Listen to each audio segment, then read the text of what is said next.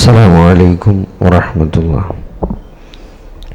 إن الحمد لله نحمده ونستعينه ونستغفره ونعوذ بالله من شرور أنفسنا ومن سيئات أعمالنا. من يهده الله فلا مضل له ومن يضلل فلا هادي له. وأشهد أن لا إله إلا الله وحده لا شريك له وأشهد أن محمدا عبده ورسوله. اللهم صل على محمد وعلى آل محمد كما صليت على إبراهيم وعلى آل إبراهيم وبارك على محمد وعلى آل محمد كما باركت على إبراهيم وعلى آل إبراهيم إنك حميد مجيد. أعوذ بالله من الشيطان الرجيم. يا أيها الذين آمنوا اتقوا الله حق تقاته ولا تموتن إلا وأنتم مسلمون. يا أيها الناس اتقوا ربكم الذي خلقكم من نفس واحدة وخلق منها زوجها وبث منهما رجالا كثيرا ونساء واتقوا الله الذي تساءلون به والأرحام إن الله كان عليكم رقيبا. يا أيها الذين آمنوا اتقوا الله وقولوا قولا سديدا يصلح لكم أعمالكم ويغفر لكم ذنوبكم ومن يطع الله ورسوله فقد فاز فوزا عظيما. أما بعد فإن خير الحديث كتاب الله وأحسن الهدي هدي محمد صلى الله عليه وسلم وشر الأمور محدثاتها وكل محدثة بدعة وكل بدعة ضلالة وكل ضلالة في النار. സ്നേഹം നിറഞ്ഞ സത്യവിശ്വാസികളെ, അല്ലാഹു സുബ്ഹാനഹു വ തആല നമ്മളെ സൃഷ്ടിക്കുകയും നമുക്ക് ജീവിക്കാൻ ആവശ്യമായ സകല സംവിധാനങ്ങളെയും അല്ലാഹു ഭൂമിയിൽ ഒരുക്കുകയും എണ്ണിയാലൊടുങ്ങാത്ത കോടാനകോടി അനുഗ്രഹങ്ങൾ ആസ്വദിച്ചുകൊണ്ട് നമ്മുടെ ജീവിതം മുന്നോട്ട് പോയിക്കൊണ്ടിരിക്കുകയാണ്. ഇതെല്ലാം വെറുതെ സൃഷ്ടിച്ചതാണെന്ന് നിങ്ങൾ ആരെങ്കിലും വിചാരിക്കുന്നുണ്ടോ? ഒരു മനുഷ്യൻ്റെ ശരീരത്തിലുള്ള കോടാനകോടി കോശങ്ങളിലെ DNA, അതിൻ്റെ കോശത്തിൻ്റെ ന്യൂക്ലിയസിലുള്ള DNA ഇങ്ങനെ ചുരുണ്ട് ഇങ്ങനെ കിടക്കുകയാണ്. അത് നിവർത്തി വച്ചാൽ ഇവിടെ നിന്ന് സൂര്യനിലേക്കുള്ള ദൂരത്തെക്കാൾ ദൂരമുണ്ടെന്നാണ് ഒരു മനുഷ്യൻ്റെ ശരീരത്തിലെ കോശങ്ങളിലെ DNA മാത്രം. അങ്ങനെ ചേർത്ത് വെച്ചാൽ ഇവിടുന്ന് സൂര്യനിലേക്കുള്ള ദൂരത്തെക്കാൾ ഏറെണ്ടെന്നാണ്. അപ്പോൾ ഇത്രയും സങ്കീർണമായ ഒരു മനുഷ്യ ജീവനെ ഇതൊക്കെ അള്ളാഹു വെറുതെ സംവിധാനിച്ചതാണ് എന്ന് ആരെങ്കിലും വിചാരിക്കുന്നുണ്ടോ സഹോദരൻ? ഈ സൃഷ്ടിപ്പിന് കൃത്യമായ ഒരു ലക്ഷ്യമുണ്ട്. എന്തിനാണ് അള്ളാഹു മനുഷ്യനെ സൃഷ്ടിച്ചത്? ഈ ജീവിതം ഒരു പരീക്ഷണം മാത്രമാണ് എന്ന യഥാർത്ഥ തിരിച്ചറിവ് അത് പഠിപ്പിക്കാനാണ് അള്ളാഹു സുബ്ഹാനഹു വ തആല ഒരു ലക്ഷത്തിൽ ചില്ലാനം പ്രവാചകന്മാരെ ഭൂമിയിലേക്ക് നിയോഗിച്ചത്. വലഖദ് ബഅസ്നാ ഫീ കുല്ലി ഉമ്മത്തിൻ റസൂലൻ അൻ യഅ്ബുദുല്ലാഹ വജ്തനിബുത് ത്വാഗൂത. എല്ലാ സമൂഹങ്ങളിലേക്കും അള്ളാഹു പ്രവാചകന്മാർ റസൂലുമാരെ നിയോഗിച്ചിട്ടുണ്ട്. അൻ യഅ്ബുദുല്ലാഹ, അള്ളാഹുവിനെ ആരാധിക്കാൻ, വജ്തനിബുത് ത്വാഗൂത, അള്ളാഹുവിനെ കൂടാതെ ആരാധിക്കപ്പെടുന്ന ദുർമൂർത്തികളിൽ നിന്ന്, ആരാധ്യ വസ്തുക്കളിൽ നിന്ന് അകന്നു നിൽക്കാൻ. അതിനു വേണ്ടിയാണ് ഈ ജീവിതം എന്തിനു വേണ്ടി എന്ന് കൃത്യമായി അള്ളാഹു പഠിപ്പിച്ചിട്ടുണ്ട്. വെറുതെ അങ്ങോട്ട് പടച്ചു വിട്ടൊക്കെ മാത്രമല്ല, എങ്ങനെയാണ് ജീവിക്കേണ്ടത് എന്ന് പ്രായോഗികമായി ഓരോ സമൂഹങ്ങളിലെയും ആ സമൂഹങ്ങളിൽ ജീവിച്ച ആളുകളെ അവരിൽ നിന്ന് തന്നെ റസൂലായി നിശ്ചയിച്ചുകൊണ്ട് അവർക്ക് പരിചയമുള്ള അവരുടെ ഇടയിൽ ജീവിച്ച ഒരു മനുഷ്യനെ അള്ളാഹു നബിയായി തെരഞ്ഞെടുത്തുകൊണ്ട് അവരെ പഠിപ്പിച്ചിട്ടുണ്ട്. ഇന്ന് നമ്മൾ സമൂഹത്തിൽ കാണുന്ന ഏതൊരു നന്മയും, ഇപ്പം നമ്മൾ പറയല്ലോ സത്യം ചെയ്യണം, സത്യം പറയാവൂ, മാതാപിതാക്കളെ അനുസരിക്കണം, ആളുകളെ ഉപദ്രവിക്കരുത്. അപ്പം ഇങ്ങനെ പറയാം, സമൂഹത്തിൽ നമ്മൾ എന്തൊക്കെ നന്മയായി കാണുന്നുണ്ടോ അതെല്ലാം ഇവിടെ പ്രവാചകന്മാർ പഠിപ്പിച്ചതാണ്. ഇപ്പം നമ്മൾ വിവാഹം, കുടുംബം, വിവാഹമൊന്നും മനുഷ്യങ്ങനെ ഗവേഷണം നടത്തി കണ്ടുപിടിച്ച ഒന്നല്ല. സോക്രട്ടീസ് പാറപ്പുറത്ത് ഇങ്ങനെ ഇരുന്ന് ചിന്തിച്ച് കണ്ടുപിടിച്ച ഒന്നതല്ല വിവാഹം എന്ന് പറയുന്നത്. അത് അള്ളാഹു പ്രവാചകന്മാരിലൂടെ മനുഷ്യരെ പഠിപ്പിച്ച കാര്യമാണ്. എങ്ങനെയാണ് വിവാഹം നടത്തേണ്ടത്, എങ്ങനെയാണ് കുടുംബം. ഇതൊക്കെ അള്ളാഹു നന്മയായി നമ്മൾ എന്തൊക്കെ ഈ ഭൂമിയിൽ കാണുന്നുണ്ടോ അതൊക്കെ അള്ളാഹു പ്രവാചകന്മാരിലൂടെ മനുഷ്യനെ പഠിപ്പിച്ചത് തലമുറകളിലൂടെ കൈമാറി വന്ന് നിലനിൽക്കുന്ന കാര്യങ്ങളാണ്. മനുഷ്യൻ തൻ്റെ ബുദ്ധി കൊണ്ട് കണ്ടെത്തിയതല്ല ഈ ധാർമ്മികതയും ഈ മാനുഷിക മൂല്യങ്ങളൊക്കെ. അപ്പം നമ്മളിവിടെ തിരിച്ചറിയേണ്ടത് നമ്മൾ ഈ ഭൂമിയിലേക്ക് വന്നത് എന്തിനാണ് എന്ന കൃത്യമായ ബോധമില്ലെങ്കിൽ നമ്മൾ ജീവിതത്തിലെ പ്രതിസന്ധികളിൽ തട്ടിയിട്ട് നമ്മൾ എന്ത് ചെയ്യും, പതറിപ്പോകും. സൂറത്തുൽ ബഖറയിലെ 155, 156, 157 ഈ 3 ആയത്ത് നമ്മൾ കൃത്യമായി പഠിക്കുകയും മനസ്സിലാക്കുകയും ചെയ്യണം. വലനബുലുവന്നകും ബിശൈഇൻ മിനൽ ഖൗഫി വൽ ജൂഇ വനഖ്സിൻ മിനൽ അംവാലി വൽ അൻഫുസി വസ്സമറാത്ത് വബശ്ശിരിസ് സ്വാബിരീൻ.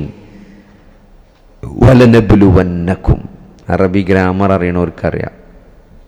അറബിയിൽ ലാമു തൗക്കീദ് എന്ന് പറയും. ലാ എന്ന് തുടക്കത്തിലുണ്ട്, വലൻ, എന്നിട്ട് അത് അവസാനിപ്പിക്കൊരു നൂന് സഖീല, ഒരു ശ്രദ്ധയുള്ള നൂനിലാണ്. വലനബുലുവന്നകും, അതായത് ഒരു ലാമു തൗക്കീദിന് ശേഷം ഒരു നൂനു സഖീല, ഒരു ശ്രദ്ധയുള്ള നൂന് വന്നാൽ അള്ളാഹു ഏറ്റവും ശക്തമായി ഉറപ്പിച്ച് പറയണ കാര്യമാണെന്നാണ് ഗ്രാമറിൽ ഒരു ഉറപ്പിച്ചൊരാൾ പറയണേ. അപ്പം നിങ്ങളെ നാം പരീക്ഷിക്കുക തന്നെ ചെയ്യുന്നതാണ് മലയാളത്തിൽ അർത്ഥം വെക്കുക. പരീക്ഷിക്കുക തന്നെ ചെയ്യും, ആരും അതിന് രക്ഷപ്പെടൂല. മിനൽ ഖൗഫ്, ആദ്യം പറഞ്ഞാൽ എന്താ പറയുക, മിനൽ ഖൗഫ്, പേടി എന്നാണ്. പേടിയിൽ നിന്ന് ചിലത്, എല്ലാ പേടി എല്ലാവർക്കും ഉണ്ടാവില്ല, ചില പേടികൾ അത് ഓരോരുത്തർക്കും ഓരോ തരത്തിലുള്ള പേടിയുണ്ട്. ഇപ്പോൾ ബിസിനസ്സുകാരാണെങ്കിൽ അല്ലേ, ഏത് ബിസിനസ്സും ഒരു 10 കൊല്ലം അല്ലെങ്കിൽ ഒരു 25 കൊല്ലം മുമ്പുള്ള മുതലാളിമാരല്ല ഇന്നിപ്പോൾ ലോകത്തിലെ മുതലാളിമാർ. നമ്മളിപ്പോൾ തന്നെ ഈ ലിസ്റ്റിൽ പേര് കേട്ട വലിയ വലിയ മുതലാളിമാർ, പേരൊന്നും ഞാൻ പറയില്ല, ഓരോന്നും 25 കൊല്ലം മുമ്പ് മുതലാളിമാരായിരുന്നില്ല. അതിങ്ങനെ മാറി മറിഞ്ഞുകൊണ്ടിരിക്കും. ഇപ്പോൾ ഏത് ബിസിനസ്സാണെങ്കിലും ഈ ബിസിനസ് എപ്പോൾ അവസാനിക്കും, എപ്പോൾ പൊളിഞ്ഞു പോകും, എപ്പോൾ പുതിയ എതിരാളി വരുന്ന ആർക്കും എല്ലാവർക്കും ചെറിയ പേടി ഉണ്ടാവും. ഇപ്പം ഈ മഴ എങ്ങനെ പെയ്യുമ്പം എല്ലാവരോട് ചോദിച്ചാൽ എന്താ മഴ അല്ലേ, ഭയങ്കര മഴ, വെള്ളപ്പൊക്കം ഉണ്ടാവുമോ? ഇപ്പം താഴെ ഭാഗത്ത് താഴ്ന്ന പ്രദേശങ്ങളിൽ താമസിക്കുന്ന ആളുകൾ വിചാരിക്കും വെള്ളം മൂടി എന്തെങ്കിലും അപകടത്തിൽ നമ്മൾ വിട്ടുപോകുമെന്ന്.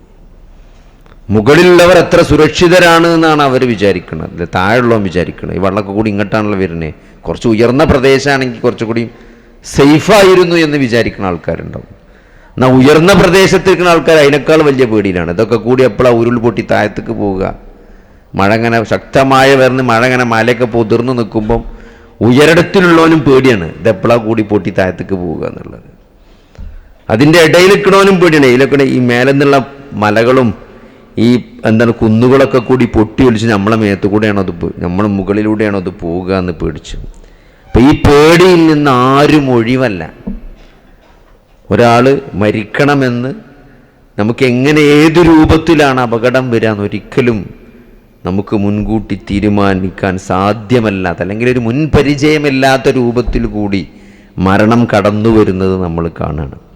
അപ്പോൾ ഒരു ഖൗഫ്, ഒരു പേടി, അത് അള്ളാഹുവിൻ്റെ പരീക്ഷണമാണ്. ആ പേടിയിൽ നിന്ന് ആരും മുക്തരല്ല. അല്ലെ എന്തെങ്കിലും തൻ്റെ മക്കൾക്ക് എന്തെങ്കിലും അസുഖം വരുമോ, തൻ്റെ മക്കൾക്ക് എന്തെങ്കിലും പ്രയാസങ്ങൾ വരുമോ എന്ന് പേടിക്കുന്നവരുണ്ട്. തനിക്കെന്തെങ്കിലും അസുഖം വരുമോ, ഒരു അസുഖം പോലുമില്ലാതെ എന്തെങ്കിലും അസുഖം വരുമെന്ന് ഭയപ്പെട്ട് ജീവിക്കുന്ന ആളുകളുണ്ട്. ടെസ്റ്റുകൾ ഇങ്ങനെ ചെയ്തുകൊണ്ട് അല്ലേ, ഓരോ ടെസ്റ്റ് ടെൻഷനായിട്ട് ഓരോ ടെസ്റ്റുകൾ പോയി ചെയ്യും. ചെറിയ നെഞ്ചുവേദന, എക്കോ എടുക്കുന്നു, ECG എടുക്കുന്നു, ഒന്നും കാണില്ല. ആൻജിയോഗ്രാം ചെയ്തു നോക്കുന്നു, അതിലും കാണില്ല, പക്ഷേ ടെൻഷനാണ്. അറ്റാക്ക് വരുമോ? അപ്പോൾ അതൊരു ഖൗഫ്, അത് പരീക്ഷണമാണ്. വിശപ്പൊരു പരീക്ഷണമാണ് അല്ലേ. വിശപ്പ് നമ്മളെ ചിലപ്പോൾ നമ്മളെ മക്കൾക്കോ അല്ലെങ്കിൽ നമ്മളൊരു തലമുറക്കൊന്നും ചിലപ്പം വിശപ്പ് എന്താണെന്ന് അറിയുണ്ടാവില്ല. അത്രയും സുഭിക്ഷതയിലാണ് നമ്മൾ ജീവിച്ചു കൊണ്ടിരിക്കുന്നത്. എന്ത് തിന്നണം എന്നതിൽ നമുക്ക് തന്നെ കൺഫ്യൂഷനാണ്. തിന്നാൻ കിട്ടാത്തൊരു പ്രശ്നമല്ല, എന്ത് തിന്നണം, അല്ലെങ്കിൽ ഇന്ന രോഗങ്ങൾ കൊണ്ട് ഇന്നത് തിന്നാൻ പാടില്ല എന്നതുകൊണ്ടുള്ളൊരു പ്രയാസം മാത്രമേ ഉള്ളൂ. ഭക്ഷണം കിട്ടാത്തതിൻ്റെ ഒരു പ്രയാസം നമ്മൾ അനുഭവിച്ചിട്ടില്ല. പക്ഷെ പലപ്പോഴും ആളുകൾ ചില സർജറികളൊക്കെ, ചില അസുഖങ്ങളൊക്കെ വന്നിട്ട് 2-3 ദിവസം മൂക്കിലൂടെയൊക്കെ ട്യൂബിട്ട് ഭക്ഷണം കഴിക്കാൻ പാടില്ല എന്ന് പറയുമ്പോഴാണ്, അതനുഭവിക്കുമ്പോഴാണ് ഒരാൾ വിശപ്പിൻ്റെ വില മനസ്സിലാകുന്നത്. 3 ദിവസം മൂക്കിലൂടെ ട്യൂബിട്ട് ഭക്ഷണം കഴിക്കാൻ പാടില്ല എന്ന് പറയുമ്പം കുടലിന് അസുഖമായത് കാരണം അന്ന് അയാൾക്ക് മനസ്സിലാകും എന്താണ് വിശപ്പെന്ന്. സ്വത്തുക്കളും വിഭവനഷ്ടങ്ങൾ സംഭവിക്കുക, അല്ലെങ്കിൽ ഉറ്റപ്പെട്ട ആളുകൾ നമ്മിൽ നിന്ന് പിരിഞ്ഞു പോവുക. ഇതുകൊണ്ടൊക്കെ നാം മനുഷ്യനെ പരീക്ഷിക്കുമെന്നാണ്. ചിലപ്പോൾ കൃഷി നഷ്ടമായിരിക്കും, കച്ചവടത്തിലെ നഷ്ടമായിരിക്കും, ആരെങ്കിലും മരിച്ചു പോകലായിരിക്കും. വബശ്ശിരി സ്വാബിരീൻ, എന്നിട്ട് അള്ളാഹു ആയത്ത് അവസാനിപ്പിക്കുന്നത് വബശ്ശിരി സ്വാബിരീൻ, ക്ഷമിക്കുന്ന ആളുകൾക്ക് സന്തോഷ വാർത്ത അറിയിക്കുക എന്നാണ്. നിങ്ങൾ ആലോചിച്ച് നോക്കി, ഇത്രയും പ്രയാസങ്ങളിൽ, ഇത്രയും പരീക്ഷണങ്ങൾ അള്ളാഹു പറയുമ്പോഴും അള്ളാഹു അവിടെ പറയുന്നത് എന്താണ്? ഈ പരീക്ഷണങ്ങളൊക്കെ വരുമ്പം സന്തോഷ വാർത്ത അറിയിക്കാനാണ് അല്ലെ. ഒരു പ്രയാസത്തിൽ ഒരാളെ സന്തോഷ വാർത്ത അറിയിക്കാനാണ്. വബശ്ശിരി സ്വാബിരീൻ, ക്ഷമിക്കുന്ന ആളുകൾക്ക് സന്തോഷ വാർത്ത അറിയിക്കാനാണ് പ്രവാചകനോട് പറയുന്നത്. അല്ലദീന ഇദാ അസ്വാബതുഹും മുസീബത്തുൻ ഖാലു ഇന്നാ ലില്ലാഹി വ ഇന്നാ ഇലൈഹി റാജിഊൻ. നമ്മളെപ്പോഴും പറയാറുള്ളതാണ്. പലപ്പോഴും ആളുകൾ മരിച്ചാലാണ് സാധാരണ പറയാം. ഇപ്പം തിയേറ്ററിലൊക്കെ കറണ്ട് പോകുമ്പോൾ നമ്മൾ അറിയാണ്ട് ഇന്നാ ലില്ലാഹി വ ഇന്നാ ഇലൈഹി റാജിഊൻ ചെല്ലും. അപ്പോൾ കുറച്ച് പരിചയം ആരെങ്കിലും മരിച്ചോ എന്ന് ചോദിക്കണതാണ്. അപ്പോൾ നമ്മളെ നാട്ടിലെ ആളുകൾ മരിച്ചാൽ ചെല്ലണ സാധനമാണ് ഇന്നാ ലില്ലാഹി വ ഇന്നാ ഇലൈഹി റാജിഊൻ. അങ്ങനല്ല, നമുക്കൊരു പ്രയാസം ഉണ്ടാവുമ്പോൾ അല്ലദീന ഇദാ അസ്വാബതുഹും മുസീബത്തുൻ, എന്തെങ്കിലും ഒരു മുസീബത്ത് അവരെ ബാധിച്ചാൽ, ഒരു പ്രയാസം, ഒരു പ്രതിസന്ധിയെ ബാധിച്ചാൽ അവർ പറയും, ആ ക്ഷമാശീലരായ ആളുകൾ എന്ത് പറയും? ഇന്നാ ലില്ലാഹി വ ഇന്നാ ഇലൈഹി റാജിഊൻ. നമ്മളൊക്കെ അള്ളാഹുവിൽ നിന്നുള്ളതാണ്, നമ്മൾ അള്ളാഹുവിലേക്ക് മടങ്ങേണ്ടവരാണ്. ഇത് വല്ലാത്തൊരു തിരിച്ചറിവാണ്. നമ്മൾ എന്തിന് ഭൂമിയിലേക്ക് വന്നു, നമ്മൾ എങ്ങോട്ടാണ് പോകുന്നത്? ഖുർആന്റെ ഒരു ചോദ്യമുണ്ട്, ഫഅയ്ന തദ്ഹബൂൻ, എടാ ചങ്ങായിമാരെ നിങ്ങൾ എങ്ങോട്ടാണ് പോണത്? നിങ്ങൾ എങ്ങോട്ടാണ് പോയിക്കൊണ്ടിരിക്കുന്നത്? ഫഅയ്ന തദ്ഹബൂൻ. ആ ചോദ്യത്തിന് നമ്മൾ കൊടുക്കേണ്ട ഒരു ഉത്തരമുണ്ട്. നമുക്ക് ഒരു നമ്മൾ മനസ്സിലാക്കേണ്ട ഒരു പോയിന്റ് ഉണ്ട്. നമ്മൾ എവിടെ നിന്ന് വരുന്നു? ഹൽ അതാ അലൽ ഇൻസാനി ഹീനും മിനദ് ദഹർ ലം യകുൻ ഷൈഅൻ മദ്കൂറ എന്ന് സൂറത്തുൽ ഇൻസാനിൽ അല്ലാഹു ചോദിക്കുന്നുണ്ട്. നമ്മളെ സംബന്ധിച്ചിടത്തോളം നമ്മളെ പ്രശ്നങ്ങൾ നമുക്ക് വലുതാണ്. നമ്മളെ സാമ്പത്തികമായ പ്രയാസങ്ങൾ, നമ്മളെ ശാരീരികമായ ബുദ്ധിമുട്ടുകൾ, അസുഖങ്ങൾ, നമ്മൾ നേരിട്ട് കൊണ്ടിരിക്കുന്ന പ്രയാസങ്ങൾ, മന്ദബുദ്ധിയുള്ള, ബുദ്ധി വളർച്ചയില്ലാത്തൊരു കുട്ടി, അങ്ങനെ നമ്മൾ ജീവിതത്തിൽ അനുഭവിക്കുന്ന ഒട്ടേറെ പ്രതിസന്ധി, ഓരോരുത്തർക്കും അത് ഓരോ രൂപത്തിലായിരിക്കും. നമ്മളെ സംബന്ധിച്ചിടത്തോളം ലോകത്തിലെ ഏറ്റവും വലിയ പ്രശ്നം അതാണ്. അല്ലാഹു ചോദിക്കുകയാണ്, നിങ്ങൾ എവിടെ നിന്നാണ്? നിങ്ങൾ പ്രസ്താവ്യമല്ലാത്ത ഒരു കാലഘട്ടം, നമ്മളെ പേരുച്ചരിക്കപ്പെടാത്ത, നമ്മൾ ചർച്ച ചെയ്യപ്പെടാത്ത ഒരു കാലഘട്ടം നമുക്ക് മുമ്പ് കഴിഞ്ഞു പോയിട്ടുണ്ട്. എത്രയോ വർഷമായി പ്രപഞ്ചം ഉണ്ടായിട്ട്. ഇവിടെ മനുഷ്യൻ വന്നിട്ട് എത്രയോ കാലങ്ങളായി അല്ലേ. ഞാൻ ഇന്നൊരു ഡേറ്റിന് മുമ്പ്, ജനിക്കുന്നതിന് മുമ്പ്, എൻ്റെ വാപ്പയും ഉമ്മയും കല്യാണം കഴിക്കുന്നതിന് മുമ്പ് എന്നെ പറ്റി ഇവിടെ ആരും ചർച്ചല്ല. ഞാൻ ഇവിടെ ഈ ഭൂമിയിലില്ല. ഇവിടെ എന്തൊക്കെയോ നടന്നിട്ടുണ്ട്. ഇവിടെ എത്രയോ തലമുറകൾ ജീവിച്ചു പോയിട്ടുണ്ട്. അങ്ങനെ ഒരു കാലഘട്ടം മനുഷ്യൻ നിനക്ക് കഴിഞ്ഞു പോയിട്ടുണ്ട് നല്ല ഓർമ്മിപ്പിക്കാണ്. നമ്മളൊന്നും അല്ല, ഇവിടെ എന്തൊക്കെയോ സംഭവിച്ചു പോയിട്ടുണ്ട്. നമ്മളൊക്കെ ഇപ്പോൾ ഒരു 10-45 വർഷമായിട്ടാണ് ഞാനിവിടെ ഈ ഭൂമിയിൽ ജനിച്ചതും എൻ്റെ പ്രശ്നങ്ങളൊക്കെ തുടങ്ങിയത്. അതിനു മുമ്പേ ഇവിടെ മനുഷ്യനുണ്ട്. ഹൽ അതാ അലൽ ഇൻസാനി ഹീനും മിനദ് ദഹർ ലം യകുൻ ഷൈഅൻ മദ്കൂറ. പ്രസ്താവ്യമല്ലാത്ത ഒരു കാലഘട്ടം മനുഷ്യ നിനക്ക് കഴിഞ്ഞു പോയിട്ടുണ്ട് എന്നുള്ള ഓർമ്മിപ്പിക്കാണ്. അപ്പൊ എവിടുന്നാണ് നമ്മൾ വരുന്നത്? ഫഅൈന തദ്ഹബൂൻ, നിങ്ങൾ എങ്ങോട്ടാണ് പോയിക്കൊണ്ടിരിക്കുന്നത്? ഇത് നമ്മളോട് ചോദിക്കേണ്ട ഒരു ചോദ്യമാണ്. ആ തിരിച്ചറിവ്, നമ്മൾ എന്തിനീ ഭൂമിയിലേക്ക് വന്നു എന്ന് സ്വസ്ഥമായിട്ട് ഒരു 10 മിനിറ്റ് നമ്മൾ ഒന്നുകൂടെ 2 മിനിറ്റ് നമ്മൾ സീരിയസ് ആയിട്ട് ഈ ചോദ്യത്തെ ഒന്ന് ആലോചിച്ചാൽ ഈ ജീവിതത്തെ പറ്റി നമ്മൾ തിരിച്ചറിയും. എന്താണ് ഈ ജീവിതത്തിൻ്റെ ലക്ഷ്യം? ഈ ജീവിതത്തിൽ ആരാണ് വിജയിക്കുന്നത്? എന്താണ് ജീവിതത്തിലെ വിജയത്തിൻ്റെയും പരാജയത്തിൻ്റെയും മാനദണ്ഡം എന്താണ്? അപ്പം നമ്മൾ മനസ്സിലാക്കിയ, നമുക്ക് ചുറ്റുമുള്ള ആളുകൾ, നമ്മൾ ജീവിച്ചു കൊണ്ടിരിക്കുന്ന ഈ കാലഘട്ടത്തിൽ നമുക്ക് ചുറ്റുമുള്ള ആളുകൾ, നമ്മൾ ഈ യൂട്യൂബും ഫേസ്ബുക്കും ഇതൊക്കെ തുറന്നാൽ നമ്മൾ മനസ്സിലാക്കുന്ന ചില കാര്യങ്ങളുണ്ട്. നമ്മളെ മനസ്സിലേക്ക് ഇങ്ങനെ മുന്നിലേക്ക്, നമ്മളെ തലച്ചോറിലേക്ക് എല്ലാ ഭാഗത്തു നിന്നും വന്നുകൊണ്ടിരിക്കുന്ന ചില കാര്യങ്ങളുണ്ട്. എന്താണ് വിജയം? അല്ലേ? നല്ല ജോലി വേണം, നല്ല ശമ്പളം വേണം, നല്ലൊരു വീട് വേണം, നല്ല വണ്ടി വേണം, മക്കളൊക്കെ നല്ല ഉയർന്ന നിലയിലെത്തണം. ഇതൊക്കെയാണ് ജീവിതത്തിൻ്റെ വിജയങ്ങൾ. ഇതൊന്നുമില്ലാത്തവർ പരാജയപ്പെട്ടവരാണ്. അല്ലേ? മക്കൾക്ക് നല്ല ഒരു ജോലിയില്ല, മക്കൾ വലിയ പ്രയാസത്തിലാണ്, സ്ഥിരമായ ജോലിയില്ല, സ്ഥിരമായ വരുമാനമല്ല, നല്ലൊരു വീടില്ല, വാടക വീട്ടിലാണ് കാലങ്ങളായി താമസിച്ചു കൊണ്ടിരിക്കുന്നത്, നിത്യരോഗിയാണ്. ഇതൊക്കെ ഒരു പരാജയമായിട്ട്, ഇതൊക്കെ വലിയ പ്രയാസമായിട്ടാണ് നമ്മൾ കാണുന്നത്. അത് നമ്മളെ കാഴ്ചപ്പാടിൻ്റെ പ്രശ്നമാണ്. എവിടെയാണ്, എന്താണ് വിജയം? ഈ ദുനിയാവിലെ എന്തെങ്കിലും വിഭവങ്ങളുടെ ആധിക്യം, അല്ലേ? ഇവിടെ സാലറി വർദ്ധിച്ചു കിട്ടുക, വരുമാനം കൂടിക്കിട്ടുക, കുറച്ച് സ്വത്തുണ്ടാകുക എന്നതാണോ സഹോദരങ്ങളെ ജീവിതത്തിൽ വിജയം? അല്ലെങ്കിൽ ഒരു അസുഖമില്ലാതെ ജീവിക്കാൻ പറ്റുക, അതാണോ വിജയം? അത് കൃത്യമായിട്ട് നമ്മൾ നമ്മളെ ബോധ്യപ്പെടുത്തിയിട്ടില്ലെങ്കിൽ നമ്മൾ ഈ ജീവിതത്തിൽ പരാജയപ്പെട്ടു പോകും. നമ്മളെ മാനസിക നില നമുക്ക് എന്ത് ചെയ്യാൻ പറ്റില്ല, ഒരു നല്ല രൂപത്തിൽ മുന്നോട്ട് കൊണ്ടുപോകാൻ പറ്റില്ല. അല്ലദീന ഇദാ അസ്വാബതുഹും മുസീബത്തുൻ ഖാലു ഇന്നാ ലില്ലാഹി വ ഇന്നാ ഇലൈഹി റാജിഊൻ.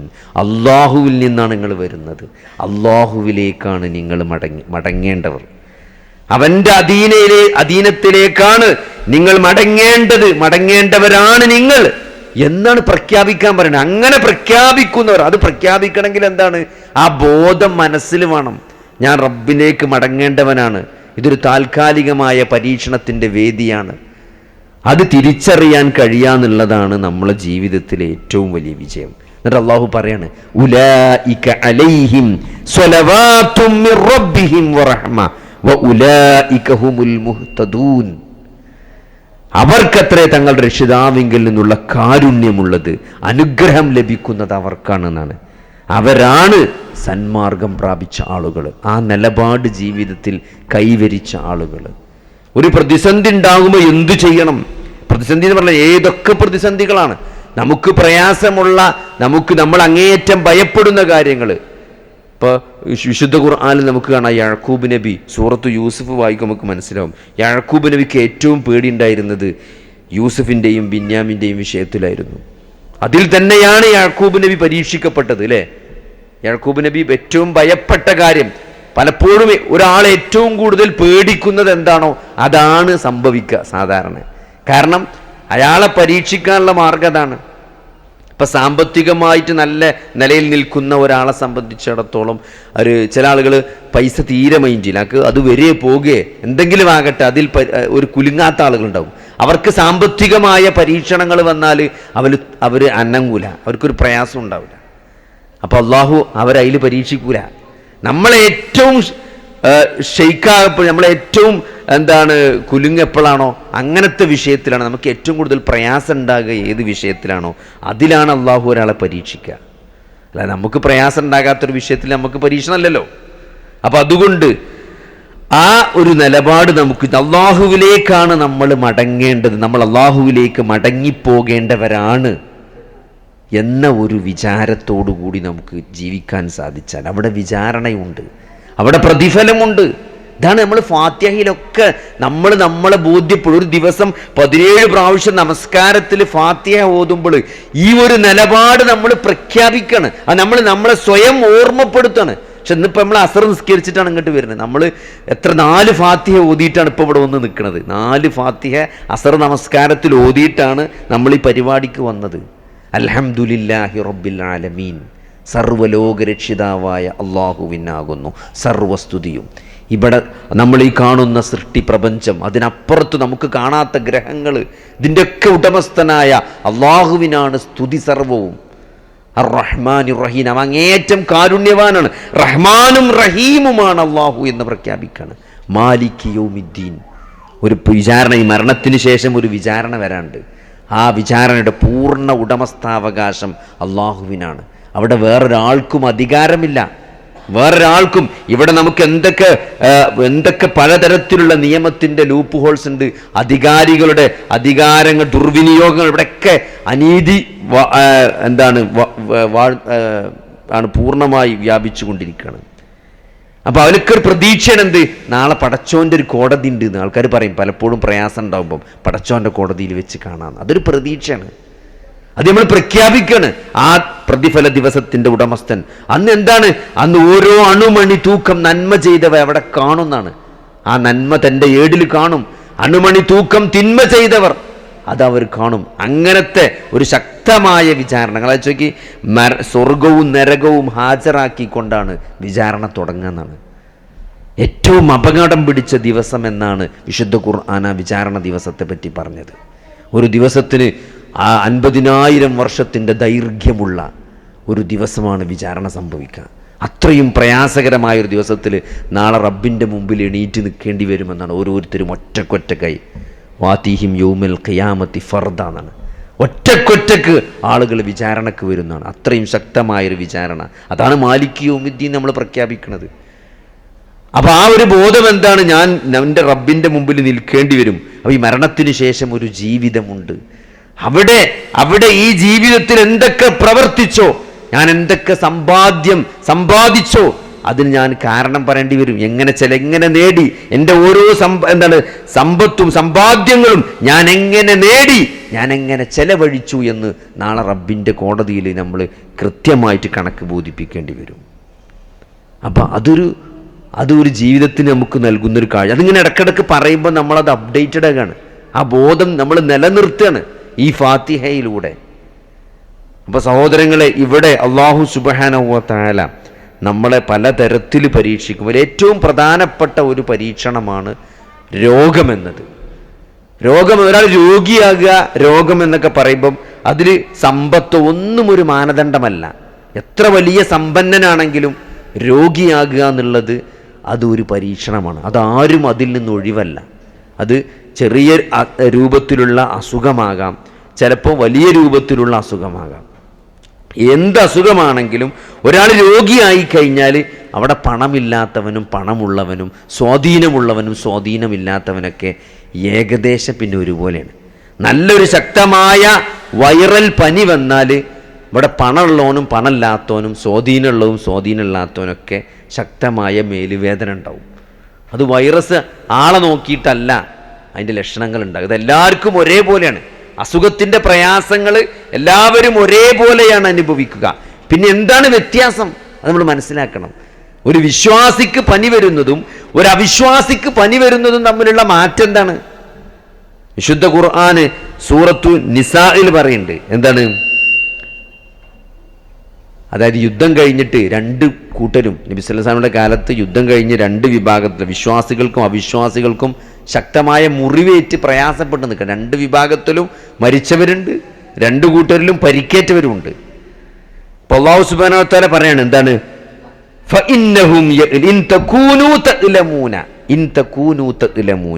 നിങ്ങൾ വേദനിക്കുന്നവരാണെങ്കിൽ അവരും വേദനിക്കുന്നവരാണ്. കമാത്ത് ഇലമൂന, നിങ്ങൾ വേദനിക്കുന്ന പോലെ. നിങ്ങൾക്ക് വാളും കുന്തൊക്കെ തട്ടിയിട്ട് മുറിവേറ്റ് നിങ്ങൾ വേദനിക്കുന്ന പോലെ അവർക്കും മുറിവേറ്റിട്ടുണ്ട്, അവർക്കും വേദനയുണ്ട്. നിങ്ങൾ വേദനിക്കുന്ന പോലെ അവരും വേദനിക്കുന്നുണ്ട്. എന്നിട്ട് അള്ളാഹു പറയുന്ന ഒരു കാര്യമുണ്ട്, പക്ഷെ നിങ്ങളൊന്ന് പ്രതീക്ഷിക്കുന്നുണ്ട്, അവർ പ്രതീക്ഷിക്കാത്ത ഒന്ന്. അതാണ് വ്യത്യാസം. നമ്മൾ പ്രത്യേകം മനസ്സിലാക്കണം. അവർ പ്രതീക്ഷിക്കാത്ത ഒന്ന് നിങ്ങൾ പ്രതീക്ഷിക്കുന്നുണ്ട്. അതെന്താണ്? നാളെ അള്ളാഹു ഈ പ്രയാസത്തിന് പ്രതിഫലം നൽകുമെന്ന്, ഈ മുറിവേറ്റതിന് നാളെ റബ്ബിന്റെ വിചാരണയിൽ എനിക്ക് പ്രതിഫലം കിട്ടുമെന്ന് നമ്മൾ പ്രതീക്ഷിക്കുന്നുണ്ട്, വിശ്വാസികൾ പ്രതീക്ഷിക്കുന്നുണ്ട്. അതാണ് വ്യത്യാസം. വകാന അല്ലാഹു അലീമൻ ഹക്കീമ. അള്ളാഹു ഏറ്റവും നല്ല അറിവുള്ളവനും യുക്തിയുള്ളവനുമാണ്. അപ്പോൾ അള്ളാഹു ഇതൊക്കെ അറിയുന്നുണ്ട്. അള്ളാഹു ഇതൊന്നും അറിയാതെ പോകുന്നവനല്ല. നമുക്കുള്ള ചെറിയ പ്രയാസങ്ങൾ അള്ളാഹു അറിയുന്നുണ്ട്. അതുകൊണ്ട് അള്ളാഹുവിനൊരു ഹിക്മത്തുണ്ട് ഈ വിഷയത്തിൽ. അത് അള്ളാഹുവോട് നമ്മളോട് ഉറപ്പിച്ച് പറഞ്ഞു തരാണ്. അപ്പം അതാണ് വിശ്വാസി ഒരു പരീക്ഷണത്തിൻ്റെ മുന്നിൽ വ്യത്യസ്തനായി നിൽക്കുന്നത്, വേറിട്ട് നിൽക്കുന്നത് ഈ ഒരു നിലപാട് കൊണ്ടാണ്. ഇതിനെനിക്ക് പ്രതിഫലം കിട്ടും, ഇതൊരു പരീക്ഷണമാണ്, നാളെ റബ്ബിൻ്റെ കോടതിയിൽ എനിക്ക് പ്രതിഫലം ലഭിക്കുമെന്ന ബോധം. നമുക്കൊരു അസുഖം ഉണ്ടായാൽ അള്ളാഹുവാണ് എൻ്റെ അസുഖം സുഖപ്പെടുത്തുന്നത്.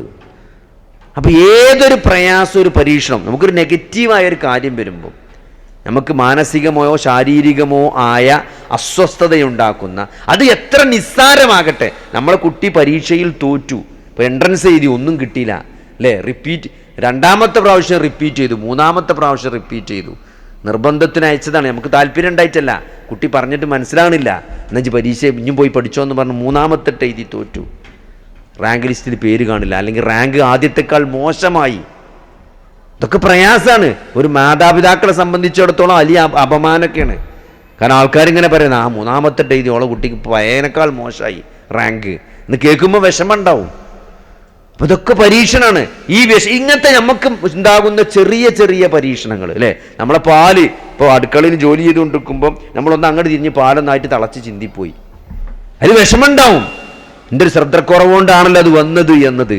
ആ വിഷമത്തിന് പോലും നിങ്ങൾക്ക് കൂലിയുണ്ട്, നിങ്ങൾ വിശ്വാസികളാണെങ്കിൽ. അപ്പോൾ ഒരു മനുഷ്യനെ സംബന്ധിച്ചിടത്തോളം അവനെ ബാധിക്കുന്ന ശാരീരികവും മാനസികവുമായ എത്ര ചെറിയ പ്രയാസമായിക്കോട്ടെ, അതിനൊക്കെ അള്ളാഹു പ്രതിഫലം നൽകുമെന്നാണ്. അപ്പോൾ നമ്മൾ മനസ്സിലാക്കേണ്ടത് ഇതൊക്കെ അള്ളാഹു അറിയുന്നുണ്ട് അല്ലേ. എൻ്റെ പ്രശ്നം എന്നെക്കാൾ ഏറ്റവും കൂടുതൽ അറിയുന്നവൻ അള്ളാഹുവാണ് എന്ന ബോധം. അള്ളാഹു അറിയുന്നുണ്ടോ ഇല്ലെന്ന് ഉറപ്പല്ലേ. അള്ളാഹു നമ്മളെ പ്രശ്നങ്ങളൊക്കെ അറിയുന്നവനാണ് അള്ളാഹു. അതിൽ ആർക്കെങ്കിലും സംശയമുണ്ടോ? ഇല്ല. ആ പ്രശ്നങ്ങൾ മുഴുവൻ പരിഹരിക്കാൻ കഴിയുന്നവനാണ് അള്ളാഹു എന്നുള്ള വിശ്വാസം അത് നമുക്കില്ലേ. ഇന്നല്ലാഹ അലാ കുല്ലി ഷൈഇൻ ഖദീർ. അള്ളാഹു എല്ലാ കാര്യങ്ങൾക്കും കഴിവുള്ളവനാണ് എന്ന് വിശുദ്ധ ഖുർആനിൽ എത്ര സ്ഥലത്താണ് നമ്മൾ ഓതുന്നത്. അള്ളാഹു എല്ലാ കാര്യങ്ങൾക്കും അലാ കുല്ലി ഷൈഇൻ ഖദീർ, അവൻ എല്ലാ കാര്യത്തിനും കഴിവുള്ളവനാണ്. വഹുവ ബികുല്ലി ഷൈഇൻ അലീം, അവൻ എല്ലാം അറിയുന്നവനാണ്. ഇതൊക്കെ നമ്മളിങ്ങനെ ഖുർആനിൽ ഓതിക്കൊണ്ടിരിക്കുന്ന സാധനമാണ്, സ്ഥിരമായി പറഞ്ഞുകൊണ്ടിരിക്കുന്ന കാര്യങ്ങളാണ്. അപ്പൊ എൻ്റെ പ്രശ്നങ്ങൾ എന്നെക്കാൾ കൂടുതൽ അറിയുന്നവനാണ് അള്ളാഹു. അത് ഉറപ്പാണ്. അത് പരിഹരിക്കാൻ കഴിയുന്നവനാണ് അള്ളാഹു. ആ അള്ളാഹു ഇതൊക്കെ കാണുന്നുണ്ട്, അറിയുന്നുണ്ട് എന്ന്. അപ്പോൾ ആ പടച്ചവനുമായിട്ടുള്ള എൻ്റെ ബന്ധം എന്താണ്, അതാണ് നമ്മൾ പരിശോധിക്കേണ്ടത്. നമ്മളെ ഭാഗത്ത് നിന്ന് ആ പരീക്ഷണം വരുമ്പോൾ നബി സല്ലല്ലാഹു അലൈഹി വസല്ലമയോട് അള്ളാഹു പ്രയാസങ്ങൾ ഉണ്ടാകുമ്പോൾ, ഒരു പ്രയാസം വരുമ്പം, ഒരു പ്രതിസന്ധി വരുമ്പം എന്താണ് ഒരാൾ ചെയ്യേണ്ടത്, നമ്മൾ എന്താണ് ചെയ്യേണ്ടത്? വസ്തഈനൂ ബിസ്സബ്രി വസ്സലാത്ത് വഇന്നഹാ ലകബീറത്തുൻ ഇല്ലാ അലൽ ഖാശിഈൻ. വസ്തഈനൂ, നിങ്ങൾ സഹായം ചോദിക്കണം, ബിസ്സബ്രി വസ്സലാത്ത്, നമസ്കാരം കൊണ്ടും ക്ഷമ കൊണ്ടും. ഒരു പ്രതിസന്ധി വരുമ്പോൾ, അത് രോഗമാകട്ടെ, എന്ത് പ്രയാസമാകട്ടെ, മാനസികമോ ശാരീരികമായ എന്ത് ബുദ്ധിമുട്ടാകട്ടെ, അവിടുത്തെ ഒരു വിശ്വാസിയുടെ നിലപാടെന്താണ്? വസ്തഈനൂ ബിസ്സബ്രി വസ്സലാത്ത്. അള്ളാഹ് പറഞ്ഞെന്നാണ്, നിങ്ങൾ അള്ളാഹുവിനോട് സഹായം ചോദിക്കുക, ക്ഷമ കൊണ്ടും നമസ്കാരം കൊണ്ടും നിങ്ങൾ അള്ളാഹുവിനോട് വഇന്നഹാ ലകബീറത്തുൻ ഇല്ലാ അലൽ ഖാശിഈൻ. ഭക്തിയുള്ള ആളുകൾക്ക്, ഖാശിഈങ്ങളായ ആളുകൾക്ക് അല്ലാത്തവർക്ക് അത് വലിയ ഭാരമാണെന്നാണ്, പ്രയാസമാണ്. ഒരു പ്രയാസവും പ്രതിസന്ധിയും വരുമ്പം അള്ളാഹുവിലേക്ക് പ്രാർത്ഥിക്കാനും നമസ്കരിക്കാനും, ഒരാൾക്ക് പ്രാർത്ഥന കൊണ്ട് അള്ളാഹുവിനോട് സഹായം ചോദിക്കാൻ, അത് വിശ്വാസികൾക്ക് മാത്രമേ കഴിയൂ. അതാർക്കാ കഴിയാന്ന് പഠിച്ചോ അടുത്ത ആയത്തിൽ പറയുന്നുണ്ട്, അല്ലദീന യളുന്നൂന അന്നഹും മുലാഖൂ റബ്ബിഹിം വഅന്നഹും ഇലൈഹി റാജിഊൻ. എന്തൊരു ആയത്താ നോക്കിയത്. അല്ലദീന യളുന്നൂന, ആരാണ് ഖാശിഈങ്ങൾ എന്ന് പറയണേ? ആരാണ് ഭക്തിയുള്ള ആളുകൾ? നമസ്കാരം കൊണ്ടും ക്ഷമ കൊണ്ടും അള്ളാഹുവിനോട് സഹായം ചോദിക്കുന്നതാണ്. അതാരാണ് ഖാശിഈങ്ങൾ? അല്ലദീന യളുന്നൂന, അവർ വിചാരിക്കുന്നുണ്ട് അന്നഹും മുലാഖു റബ്ബിഹിം, തങ്ങൾ തങ്ങളുടെ റബ്ബിനെ കണ്ടുമുട്ടുമെന്ന്. അവരാണ് ഖാശിഈങ്ങൾ.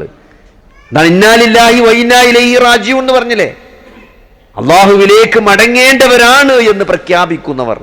ഞങ്ങൾ അള്ളാഹുവിൽ നിന്നാണ്, ഞങ്ങൾ അള്ളാഹുവിലേക്ക് മടങ്ങേണ്ടവരാണ്. അവരാണ് ഖാശിഈങ്ങൾ.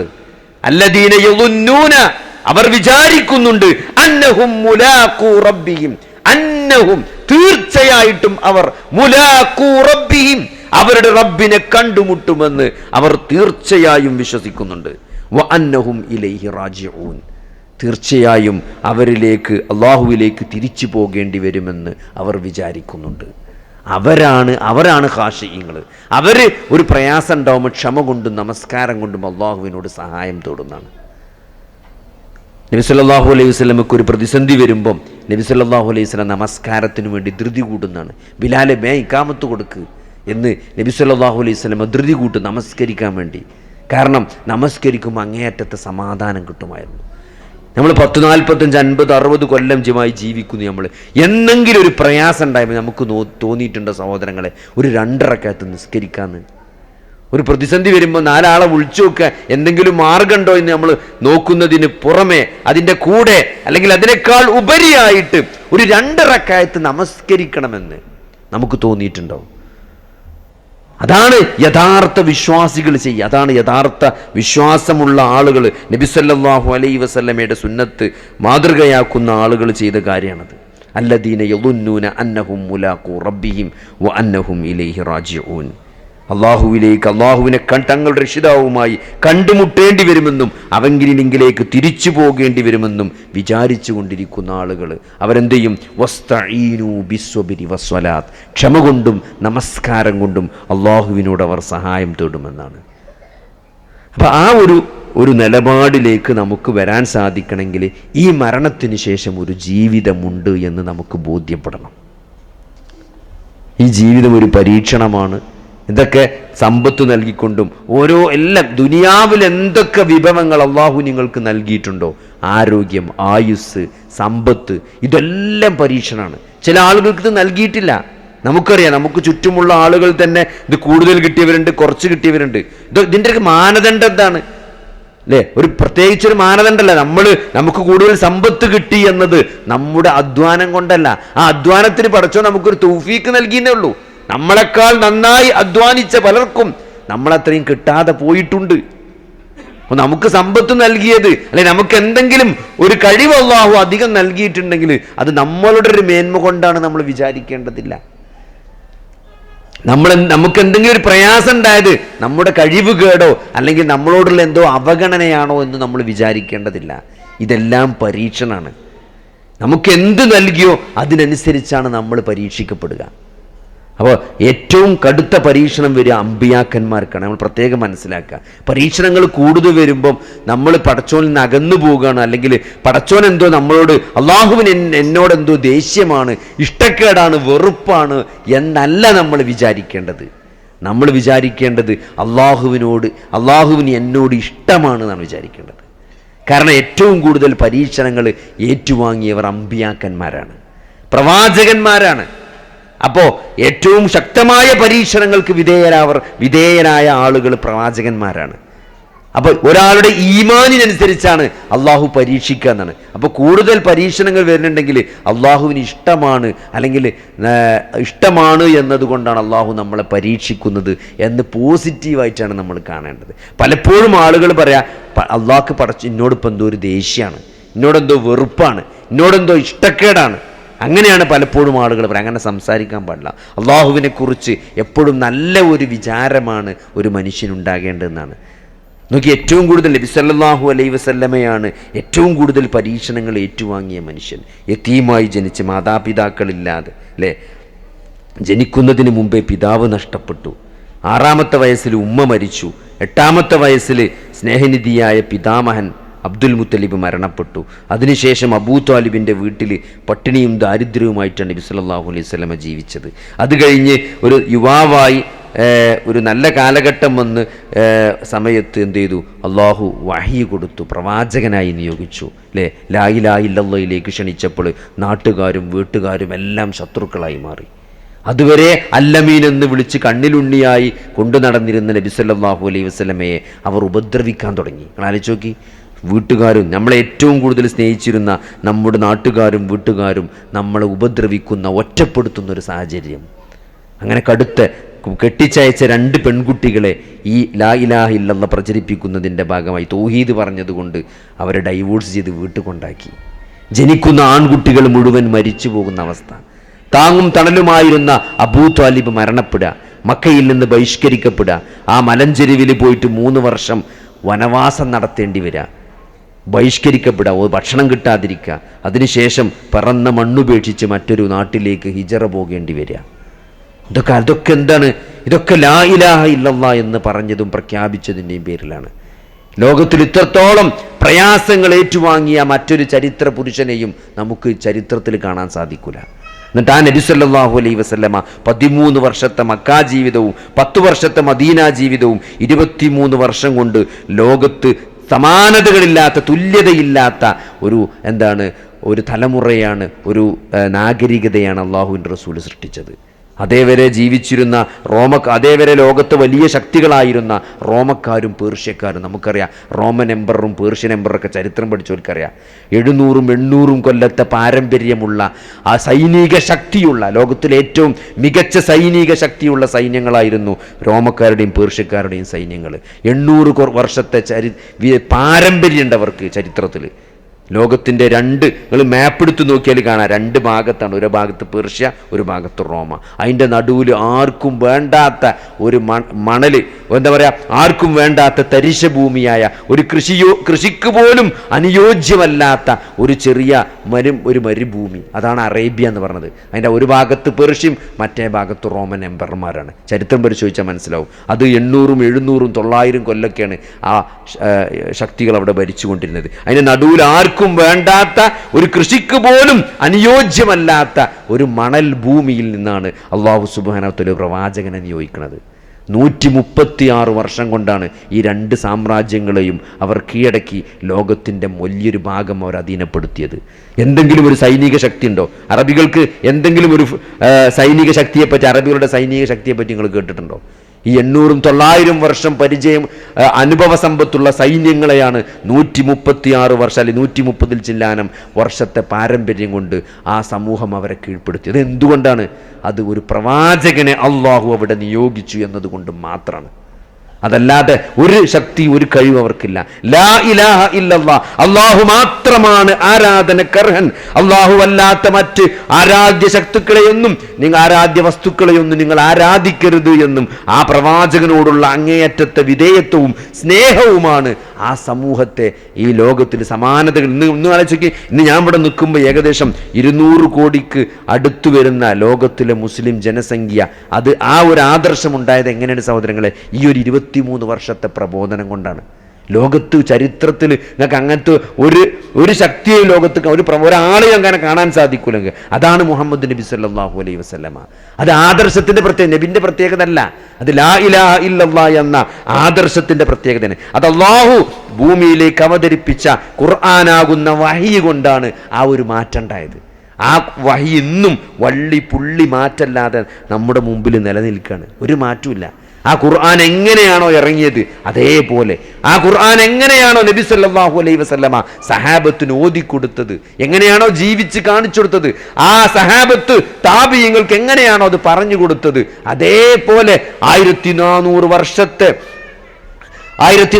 വർഷം കഴിയുമ്പോഴും അതിലൊരു മാറ്റമില്ലാതെ ആ പൈതൃകം, ഇസ്ലാമിക പൈതൃകം തലമുറകളിലൂടെ കൈമാറ്റം ചെയ്തു വന്ന് നമ്മുടെ മുമ്പിൽ അത് നിൽക്കുകയാണ്. സലഫി മൻഹജായിട്ട് നമ്മൾ പറയുന്നത്, സലഫി മൻഹജ് പറഞ്ഞ എന്താണ്?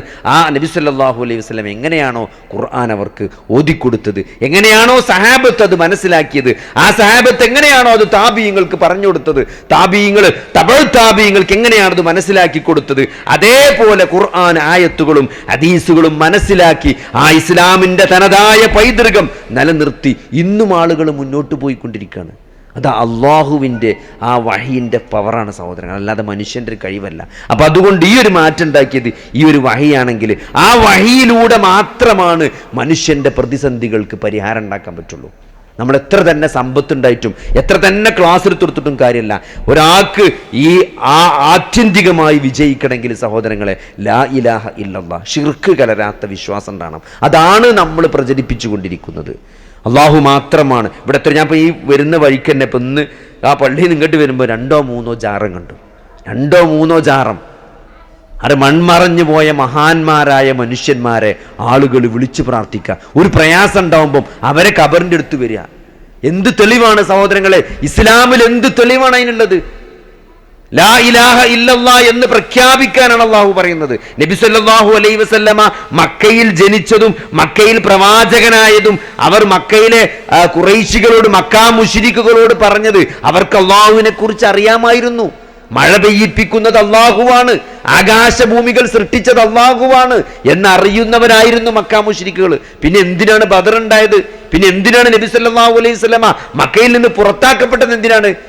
അള്ളാഹുവാണ് ആകാശം ഉണ്ടാക്കിയതെന്ന് പറഞ്ഞിട്ടല്ല, അള്ളാഹുവാണ് ഭൂമി സൃഷ്ടിച്ചതെന്ന് പറഞ്ഞിട്ടല്ല, മഴ പെയ്യിപ്പിക്കുന്നത് അള്ളാഹുവാണ് എന്ന് പറഞ്ഞത് കൊണ്ടല്ല, രോഗം മാറ്റുന്നത് അള്ളാഹുവാണ് എന്ന് പറഞ്ഞത് കൊണ്ടല്ല. എന്താണ്?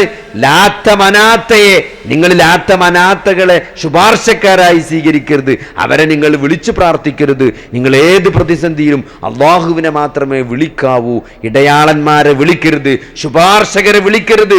അള്ളാഹു ഒരു ശുപാർശകരെയും നിശ്ചയിച്ചിട്ടില്ല എന്ന് പറഞ്ഞത് കൊണ്ടാണ് അവിടെ ബദർ ഉണ്ടായത്. അല്ലാതെ ആകാശഭൂമി സൃഷ്ടിച്ചത് അള്ളാഹുവാണ് എന്ന് പഠിപ്പിക്കാനല്ല ലോകത്ത് പ്രവാചകന്മാർ വന്നത്. അതൊക്കെ ജനങ്ങൾക്ക് ആദ്യം അറിയാമായിരുന്നു, ആകാശം ഭൂമി ഉണ്ടാക്കിയത് ദൈവമാണ് എന്നുള്ളത്. എന്നിട്ട് മനുഷ്യന് പ്രയാസം ഉണ്ടാകുമ്പം ജാറത്തിലേക്ക് പോകുക ആളുകൾ. ഈമാൻകാരി എന്താ സഹോദരങ്ങളെ? ഖൈറും ഷർറും അള്ളാഹുവിൽ നിന്നുള്ളതാണ്. എൻ്റെ ജീവിതത്തിൽ എന്നെ ബാധിച്ച ഒരു പ്രതിസന്ധി അത് മാറ്റിത്തരാൻ ആർക്ക് കഴിയുള്ളൂ? അത് അള്ളാഹുവിന് മാത്രമേ കഴിയുള്ളൂ. ഈ ജാറത്തിൽ മറമാടിയ ഒരു വ്യക്തിക്കോ അല്ലെങ്കിൽ അവിടുന്ന് കിട്ടുന്ന എന്തെങ്കിലും വെളിച്ചത്തിനോ എണ്ണക്കോ നൂലിനോ അതിനുള്ള ശക്തിയില്ല. അത് അള്ളാഹ്ക്ക് മാത്രമേ കഴിയുള്ളൂ എന്നുള്ള അചഞ്ചലമായ വിശ്വാസം. അള്ളാഹുവിനെ കൊണ്ട് മാത്രമേ സത്യം ചെയ്യാൻ പാടുള്ളൂ, അള്ളാഹുവിന് മാത്രമേ ബലി നേരാൻ പാടുള്ളൂ, അള്ളാഹുവിന് മാത്രമേ നേർച്ച നേരാൻ പാടുള്ളൂ. ഇതാണ് തൗഹീദ്. ഈ തൗഹീദിൽ നമ്മൾ സഹോദരങ്ങളെ എന്തെങ്കിലും ഒരു മാറ്റം വന്നാൽ, അല്ലാഹുവല്ലാത്ത ഒരു ശക്തിക്ക് എൻ്റെ ജീവിതത്തിൽ എന്തെങ്കിലും ഒരു ഖൈർ കൊണ്ടുവരാൻ സാധിക്കുമെന്ന് നമ്മൾ വിശ്വസിച്ചാൽ, എന്നെ ബാധിച്ച എന്തെങ്കിലും മുസീബത്തിൽ നിന്ന് അല്ലാഹുവല്ലാത്ത ഒരു ശക്തിക്ക്, അത് മനുഷ്യനാകട്ടെ, മലക്കാകട്ടെ, ജിന്നാകട്ടെ, ജീവിച്ചിരിക്കുന്നവരാകട്ടെ, മരിച്ചവരാകട്ടെ, ഒരാൾക്കും ഒരു ശക്തിക്കും സാധിക്കുകയില്ല എന്ന അചഞ്ചലമായ വിശ്വാസം, അതാണ് തൗഹീദ് എന്ന് പറഞ്ഞാൽ. അതില്ലാത്തൊരു രക്ഷപ്പെടൂല സഹോദരങ്ങളെ. ആ കൃത്യമായ തൗഹീദ് പഠിപ്പിക്കാനാണ് നബി സല്ലല്ലാഹു അലൈഹി വസല്ലമ മക്കയിൽ വന്നത്. അവസാനത്തെ പ്രവാചകനായ നബി സല്ലല്ലാഹു അലൈഹി വസല്ലമയോടെ ഈ ദീന് പൂർത്തിയായി. ഇനി ഇവിടെ ഒരു പ്രവാചകനെ അവതരിക്കാൻ, അല്ലെങ്കിൽ മതം പൂർത്തിയായിട്ടുണ്ട്, ഇതിലേക്ക് ഇനി ഒന്നും ചേർക്കാനല്ല. അതുകൊണ്ട് ഈ ഒരു വിശ്വാസം, ഈ അള്ളാഹു എന്താണ് വഹിയിലൂടെ പഠിപ്പിച്ചത്, അത് ഉൾക്കൊണ്ടാൽ മാത്രമേ നമുക്ക് എന്ത് ചെയ്യാൻ പറ്റുള്ളൂ? ഈ ജീവിതത്തിലെ പ്രതിസന്ധികളെ നമുക്ക് തരണം ചെയ്യാൻ സാധിക്കുള്ളൂ. അല്ലെങ്കിൽ നമ്മൾ എന്ത് ചെയ്യും? ആത്യന്തികമായി നമ്മൾ നഷ്ടക്കാരായി മാറുന്ന അവസ്ഥ ഉണ്ടാവും. അതുകൊണ്ട് ഒരു പ്രയാസം ജീവിതത്തിൽ വരുമ്പം, അത് ശാരീരികമാകട്ടെ മാനസികമാകട്ടെ, നമ്മൾ അള്ളാഹുവിലേക്കാണ് മടങ്ങേണ്ടത്. അള്ളാഹുവിലേക്കാണ് നമ്മൾ. ഈ സ്ഥലത്തൊക്കെ അള്ളാഹു പറയുന്നത് എന്താണ്? നിങ്ങൾ അള്ളാഹുവിലേക്ക് മടങ്ങേണ്ടവരാണെന്നുള്ള ബോധം, ആ പ്രഖ്യാപനം, അതാണ് നമ്മളെ ഓർമ്മപ്പെടുത്തുന്നത്. അതുകൊണ്ട് മടങ്ങി ചെല്ലുമ്പം അള്ളാഹുവിൻ്റെ അടുത്ത് നമുക്ക് പ്രതിഫലം കിട്ടുമെന്നാണ് ഒട്ടേറെ ഹദീസുകളിലൂടെ അള്ളാഹു സുബ്ഹാനഹു വ തആല നബി സല്ലല്ലാഹു അലൈഹി വസല്ലമയെ മനുഷ്യനെ പഠിപ്പിച്ചത്. എന്താണ്? ഒരു പരീക്ഷണം ഉണ്ടാകുമ്പോൾ എന്താണ്? നമുക്ക് പാപങ്ങൾ പുറത്തു കിട്ടും, അല്ലേ? ഒരു രോഗം വന്നു, രോഗമാണ് നേരത്തെ, രോഗമാണ് ഏറ്റവും വലിയ ഒരു മനുഷ്യനെ സംബന്ധിച്ചിടത്തോളം ഏറ്റവും വലിയ പ്രയാസം. നല്ലൊരു പനി പനിച്ചിട്ട് നമുക്ക് ബാത്റൂമിക്ക് ഒറ്റയ്ക്ക് പോലും നടക്കാൻ പറ്റാത്ത ഒരു സ്ഥിതി. നമുക്കറിയാം, ഒരു നല്ല ആരോഗ്യമുള്ള ആൾ നല്ലൊരു വൈറൽ ഫീവർ 2 ദിവസം പനിച്ചാൽ പിന്നെ 3-ാമത്തെ ദിവസം നമുക്ക് എണീക്കാൻ പറ്റില്ല. ബാത്റൂമിലേക്ക് പോലും നമുക്ക് ഒറ്റയ്ക്ക് നടക്കാൻ പറ്റില്ല, തല കറങ്ങി വീഴും എന്ന് നമ്മൾ ഭയപ്പെടും. അതാണ്, അത്രയും നിസ്സഹായനാണ് മനുഷ്യൻ, അല്ലേ? ഇപ്പോൾ ഇവിടെ മഴ പെയ്തു, എന്തൊരു ലോറി എന്താണ് ഇടിഞ്ഞ് പുഴയിൽ പോയിന്നോ, ലോറി കാണാനല്ല. എത്ര ദിവസമായി? 12-11 ദിവസമായിട്ട് ഒരു മനുഷ്യനെ, സർവ്വസന്നാഹങ്ങളും വെച്ചിട്ട് ഒരു മനുഷ്യനെ, ഒരു ലോറിയും തപ്പിക്കൊണ്ടിരിക്കുകയാണ് ആൾക്കാർ. നമ്മൾ ആലോചിച്ച് നോക്കി, അത്രയും നിസ്സഹായനാണ് മനുഷ്യൻ ഈ പ്രകൃതിയുടെ മുമ്പിൽ. ഈ ഒരു ചെറിയൊരു മലൻ്റെ ഒരു ചെറിയൊരു കുന്ന്, മലയൊന്നും ഇടിഞ്ഞിട്ടില്ല, മലൻ്റെ ചെറിയൊരു ഭാഗം ഒന്ന് മണ്ണിടിഞ്ഞിട്ട് ഒരു ലോറി കാണാനില്ലാതായിട്ട് എത്ര ദിവസമായി? തിരഞ്ഞിട്ട് കാണുന്നില്ല സഹോദരങ്ങളെ. നിങ്ങൾ ആലോചിക്കി, ഈ ഭൂമി മുഴുവൻ ഇതൊക്കെ വിറപ്പിക്കപ്പെടുന്ന, ഈ പർവ്വതങ്ങൾ മുഴുവൻ കടയപ്പെട്ട രോമം പോലെ ആകുന്ന ഒരു ദിവസം വരാണ്ട്. അതിൻ്റെ ദിവസത്തിൻ്റെ അപകടം എത്ര ആലോചിക്കി. സമുദ്രങ്ങൾ ആളി കത്തിക്കപ്പെടുന്ന ഒരു ദിവസം. ഒരു ചെറിയ മണ്ണെണ്ണ അല്ലെങ്കിൽ ചെറിയൊരു പെട്രോൾ പമ്പ് കത്തിയാൽ തന്നെ എന്താണ് തീ സഹോദരങ്ങളെ. ഈ സമുദ്രം ആളി കത്തിക്കപ്പെടുക എന്ന് പറയുമ്പം അതിൻ്റെ പവർ എത്രയിക്കാരം, അതിൻ്റെ ഗാംഭീര്യത എത്രയിക്കാരം സഹോദരങ്ങളെ. ഈ പർവ്വതങ്ങൾ മുഴുവൻ കടയപ്പെട്ട രോമം പോലെ ആകുന്ന അത്രയും ഘോരമായ പ്രകമ്പനം കൊള്ളുന്ന ഈ ഗ്രഹങ്ങളും കൂട്ടിയിടിക്കുന്ന വലിയ ഒരു ഖിയാമത്ത് നാളിനെ കുറിച്ച്, ഒരു വലിയ വിപത്തിനെ കുറിച്ച്, മനുഷ്യന് സംഭവിക്കാനിരിക്കുന്ന ഏറ്റവും വലിയ വിപത്താണെന്ത് ഖിയാമത്ത് നാൾ എന്ന് പറയുന്നത്. അന്ന് ഭൂമിയിൽ ഹാജറുള്ള ആളുകൾ എന്ന് പറഞ്ഞാൽ ഈ ഭൂമിയിലുള്ള ഏറ്റവും നികൃഷ്ടരായ മനുഷ്യന്മാരായിരിക്കും അതിന് സാക്ഷിയാകുന്ന. അതിൻ്റെ മുമ്പ് ഈമാനുള്ളവരൊക്കെ മരിച്ചു പോകുന്നതാണ്. അത്രയും ഘോരമായ ഒരു ദിവസം വരാണ്ട്. എന്നിട്ടൊരു വിചാരണ ഇവിടെ നടക്കും. ആ വിചാരണയുടെ ദിവസത്തിൻ്റെ ഉടമസ്ഥൻ അള്ളാഹു മാത്രമായിരിക്കും. ഇവിടെ ഒരു സുപ്രീം കോടതിയോ ഒരു ജഡ്ജിയോ ഒരു വക്കീലോ ഒരു IG ഒരാൾക്കും തന്നെ ഒരു അധികാരവുമില്ലാത്ത അള്ളാഹുവിൻ്റെ അധികാരം പൂർണ്ണമായി നടപ്പിലാകുന്ന ഒരു വിചാരണ നമുക്ക് മുമ്പിൽ വരാണ്ട്. ആ ദിവസത്തിലേക്കാണ് നമ്മൾ മടക്കപ്പെടുക എന്നുള്ളൊരു ബോധം. അവിടെ നമ്മളെ കർമ്മരേഖയുമായി നാളെ എണീറ്റ് നിൽക്കും. നമ്മളെ വായകൾക്ക് സീല് വെച്ചിട്ടുണ്ടാവും. നമ്മളെ കൈകളാണ് സംസാരിക്കുക, നമ്മളെ കാലുകളാണ് സാക്ഷി പറയാ. ഭൂമി അതിൻ്റെ വർത്തമാനങ്ങൾ പറയുന്ന ഏറ്റവും അപകടം പിടിച്ച ദിവസത്തിൽ നാളെ റബ്ബിൻ്റെ മുമ്പിൽ എണീറ്റ് നിൽക്കുന്ന ആ ഒരു ദിവസത്തിലേക്ക് മടങ്ങേണ്ടി വരുമെന്നുള്ള അതൊരു സത്യമാണ് എന്ന തിരിച്ചറിവോടുകൂടി ഓരോ സെക്കൻഡും ആർക്കാണോ ജീവിക്കാൻ സാധിക്കുന്നത് അവർക്കാണ് സഹോദരങ്ങളെ ഈ നിലപാട് സ്വീകരിക്കാൻ കഴിയുക. ഈ വഹീൻ്റെ അടിസ്ഥാനത്തിൽ നമുക്ക് ജീവിതത്തിൽ ഒരു പ്രയാസം വരുമ്പം നമ്മൾ അല്ലാഹുവിലേക്ക് മടങ്ങിച്ചെല്ലേണ്ടവരാണല്ലോ എന്ന ബോധത്തോടുകൂടി നിലപാടെടുക്കാൻ അത്തരം ആളുകൾക്കാണ് സാധിക്കുക. അതിൻ്റെ മഹത്വങ്ങളാണ്. അങ്ങനെ നിലപാടെടുക്കുന്ന ആളുകൾക്ക് കിട്ടാനിരിക്കുന്ന ഓഫറുകളാണ് ഹദീസുകളിലൂടെ നബി സല്ലല്ലാഹു അലൈഹി വസല്ലം നമ്മളെ പഠിപ്പിക്കുന്നത്. ഒരു പനി വരുമ്പോൾ എന്ത് ചെയ്യും? നമ്മളെ പാപങ്ങൾ കൊഴിഞ്ഞു പോകും. ഒരു അസുഖം അതൊരു പരീക്ഷണമാണ്. അതുകൊണ്ട് അല്ലാഹു അവൻ്റെ പാപങ്ങൾ പുറത്തു കൊടുക്കുമെന്നാണ്. അതായത് ചില ആളുകൾ പരീക്ഷിച്ച് എന്ത് ചെയ്യും? അസുഖങ്ങൾ വന്ന് പ്രയാസപ്പെടുത്തി. നമ്മളല്ലേ പ്രയാസപ്പെട്ടിരിക്കുമ്പം അയാളെന്താണ് സുന്നത്ത് നോമ്പ് നോക്കാത്ത ആളായിക്കാരം, ഒരുപക്ഷെ കൂടുതൽ ഇബാദത്തുകളൊന്നും ചെയ്യാത്തൊരു മനുഷ്യനേക്കാരം, ഫർള് മാത്രം നിസ്കരിച്ച് ഒരു അരുവ് കൂടെ വലിയ ബുദ്ധിമുട്ടുണ്ടാക്കാതെ പോണ ആളുകളുണ്ട്. അങ്ങനത്തെ ആളുകൾക്ക് ചിലപ്പോൾ മാരകമായ അസുഖങ്ങൾ വന്നിട്ട് അയാൾ അള്ളാഹു എന്ത് ചെയ്യും? കൂടുതൽ ഇബാദത്ത് ചെയ്ത ആളുകളുടെ ദറജയിലേക്ക് അള്ളാഹു അവരെ ഉയർത്തിക്കൊണ്ടുവരുമെന്നാണ്. ഒന്നുമില്ല, അയാൾ ഒരു സുന്നത്ത് നോമ്പ് പോലും എടുക്കാത്ത ആളാണ്. പക്ഷേ അവസാനം ക്യാൻസർ വന്ന് പ്രയാസപ്പെട്ട് മെലിഞ്ഞൊട്ടി വെള്ളം കുടിക്കാൻ പറ്റാണ്ട് ഭക്ഷണം കഴിക്കാൻ പറ്റാണ്ട് ആകെ പ്രയാസത്തിലായിട്ട് കുറേ കാലഘട്ടം കഴിഞ്ഞു അതിലൊക്കെ ക്ഷമിച്ചെന്നാൽ അയാൾക്ക് ഉന്നതമായ ദറജ അള്ളാഹു കൊടുക്കുമെന്നാണ്. പാപങ്ങൾ മുഴുവൻ കഴുകിക്കളഞ്ഞ് അയാളെ ദറജ ഉയർത്തി ഈ ഇബാദത്ത് ചെയ്ത കുറേ ഇബാദത്ത് സുന്നത്ത് സ്കരിച്ച് സുന്നത്ത് നോമ്പ് നോറ്റ ആളുകളുടെ ദറജയിലേക്ക് അള്ളാഹു അയാളെ ഉയർത്തുമെന്നാണ്. അപ്പോൾ ഒരു അസുഖം വരുന്നത് അള്ളാഹു നമ്മളെ ദറജ ഉയർത്താനാണ് എന്ന് പോസിറ്റീവായിട്ട് മനസ്സിലാക്കിക്കൊണ്ട് നമ്മൾ അള്ളാഹുവിലേക്ക് അടുക്കുകയാണ് വേണ്ടത്. ഒരു പരീക്ഷണം വരുമ്പം അതിന് രണ്ട് റിസൾട്ടാണ് ഉണ്ടാകുക, രണ്ട് രൂപത്തിലാണ് വരിക. ഒന്നുകിൽ നമ്മൾ അള്ളാഹുവിൽ നിന്ന് അകന്നു പോകും, അല്ലെങ്കിൽ നമ്മൾ അള്ളാഹുവിലേക്ക് കൂടുതൽ അടുക്കും. അപ്പോൾ പരീക്ഷണത്തിൽ വിജയിച്ചത് ആരാന്ന് ചോദിച്ചാൽ ഓരോ പ്രയാസം വരുമ്പം റബ്ബിലേക്ക് കൂടുതൽ അടുക്കുന്നവരാണ് പരീക്ഷണത്തിൽ വിജയിച്ച ആളുകൾ. അള്ളാഹുവിൽ നിന്ന് അകന്നു പോയാൽ നമ്മൾ ആ പരീക്ഷണത്തിൽ പരാജയപ്പെട്ടു എന്നാണ് മനസ്സിലാക്കേണ്ടത്. അപ്പോൾ എന്ത് പ്രയാസം വന്നാലും അള്ളാഹുവിലേക്ക് ഖേദിച്ച് മടങ്ങിക്കൊണ്ട് അള്ളാഹുവിനെ കൂടുതൽ ആരാധിച്ചും കൂടുതൽ അള്ളാഹുവിനെ ശുക്ർ ചെയ്തും അള്ളാഹുവിനെ മഹത്വപ്പെടുത്തിയുമാണ് നമ്മൾ എന്ത് ചെയ്യേണ്ടത്? നമ്മൾ ജീവിക്കേണ്ടത്. നമ്മൾ നബി സല്ലല്ലാഹു അലൈഹി വസല്ലമക്ക് ആദ്യകാലത്ത് ഇറങ്ങിയ ആയത്തുകളൊക്കെ നോക്കിയാൽ നമുക്ക് മനസ്സിലാക്കും. നബി അങ്ങേയറ്റം മാനസികമായി പ്രയാസപ്പെടുത്തിയ സന്ദർഭങ്ങളിലൊക്കെ അള്ളാഹു നബിനെ സമാധാനിപ്പിച്ച ആയത്തുകൾ എടുത്തു നോക്കിയാൽ നമുക്ക് ഒരു പ്രയാസം ഉണ്ടാകുമ്പോൾ നമ്മൾ എന്ത് നിലപാടാണ് സ്വീകരിക്കേണ്ടത് നമുക്ക് മനസ്സിലാവും. വലഖദ് നഅലമു അന്നക യളീഖു സദ്റുക ബിമാ യഖൂലൂൻ, അവർ പറഞ്ഞുകൊണ്ടിരിക്കുന്നത് കൊണ്ട് നിനക്ക് അങ്ങേയറ്റത്തെ മനപ്രയാസമുണ്ട് എന്ന് ഞാൻ അറിയുന്നുണ്ട് നബി എന്ന് അള്ളാഹ് പറയാണ്. ആൾക്കാരിങ്ങനെ നബിനെ കുറ്റം പറയല്ലേ, അവൻ സാഹിറാണ്, അവൻ എന്താണ് കള്ളവാദിയാണ്, വ്യാജവാദിയാണ്, അവൻ കളവ് പറയാണ് എന്നിങ്ങനെ നബി സല്ലല്ലാഹു അലൈഹി വസല്ലം പറ്റി ഇല്ലാത്തത് പറഞ്ഞുകൊണ്ടിരിക്കുകയാണ്. അപ്പോൾ നബിക്ക് അങ്ങേയറ്റത്തെ പ്രയാസമുണ്ട്, മാനസിക വിഷമുണ്ട്.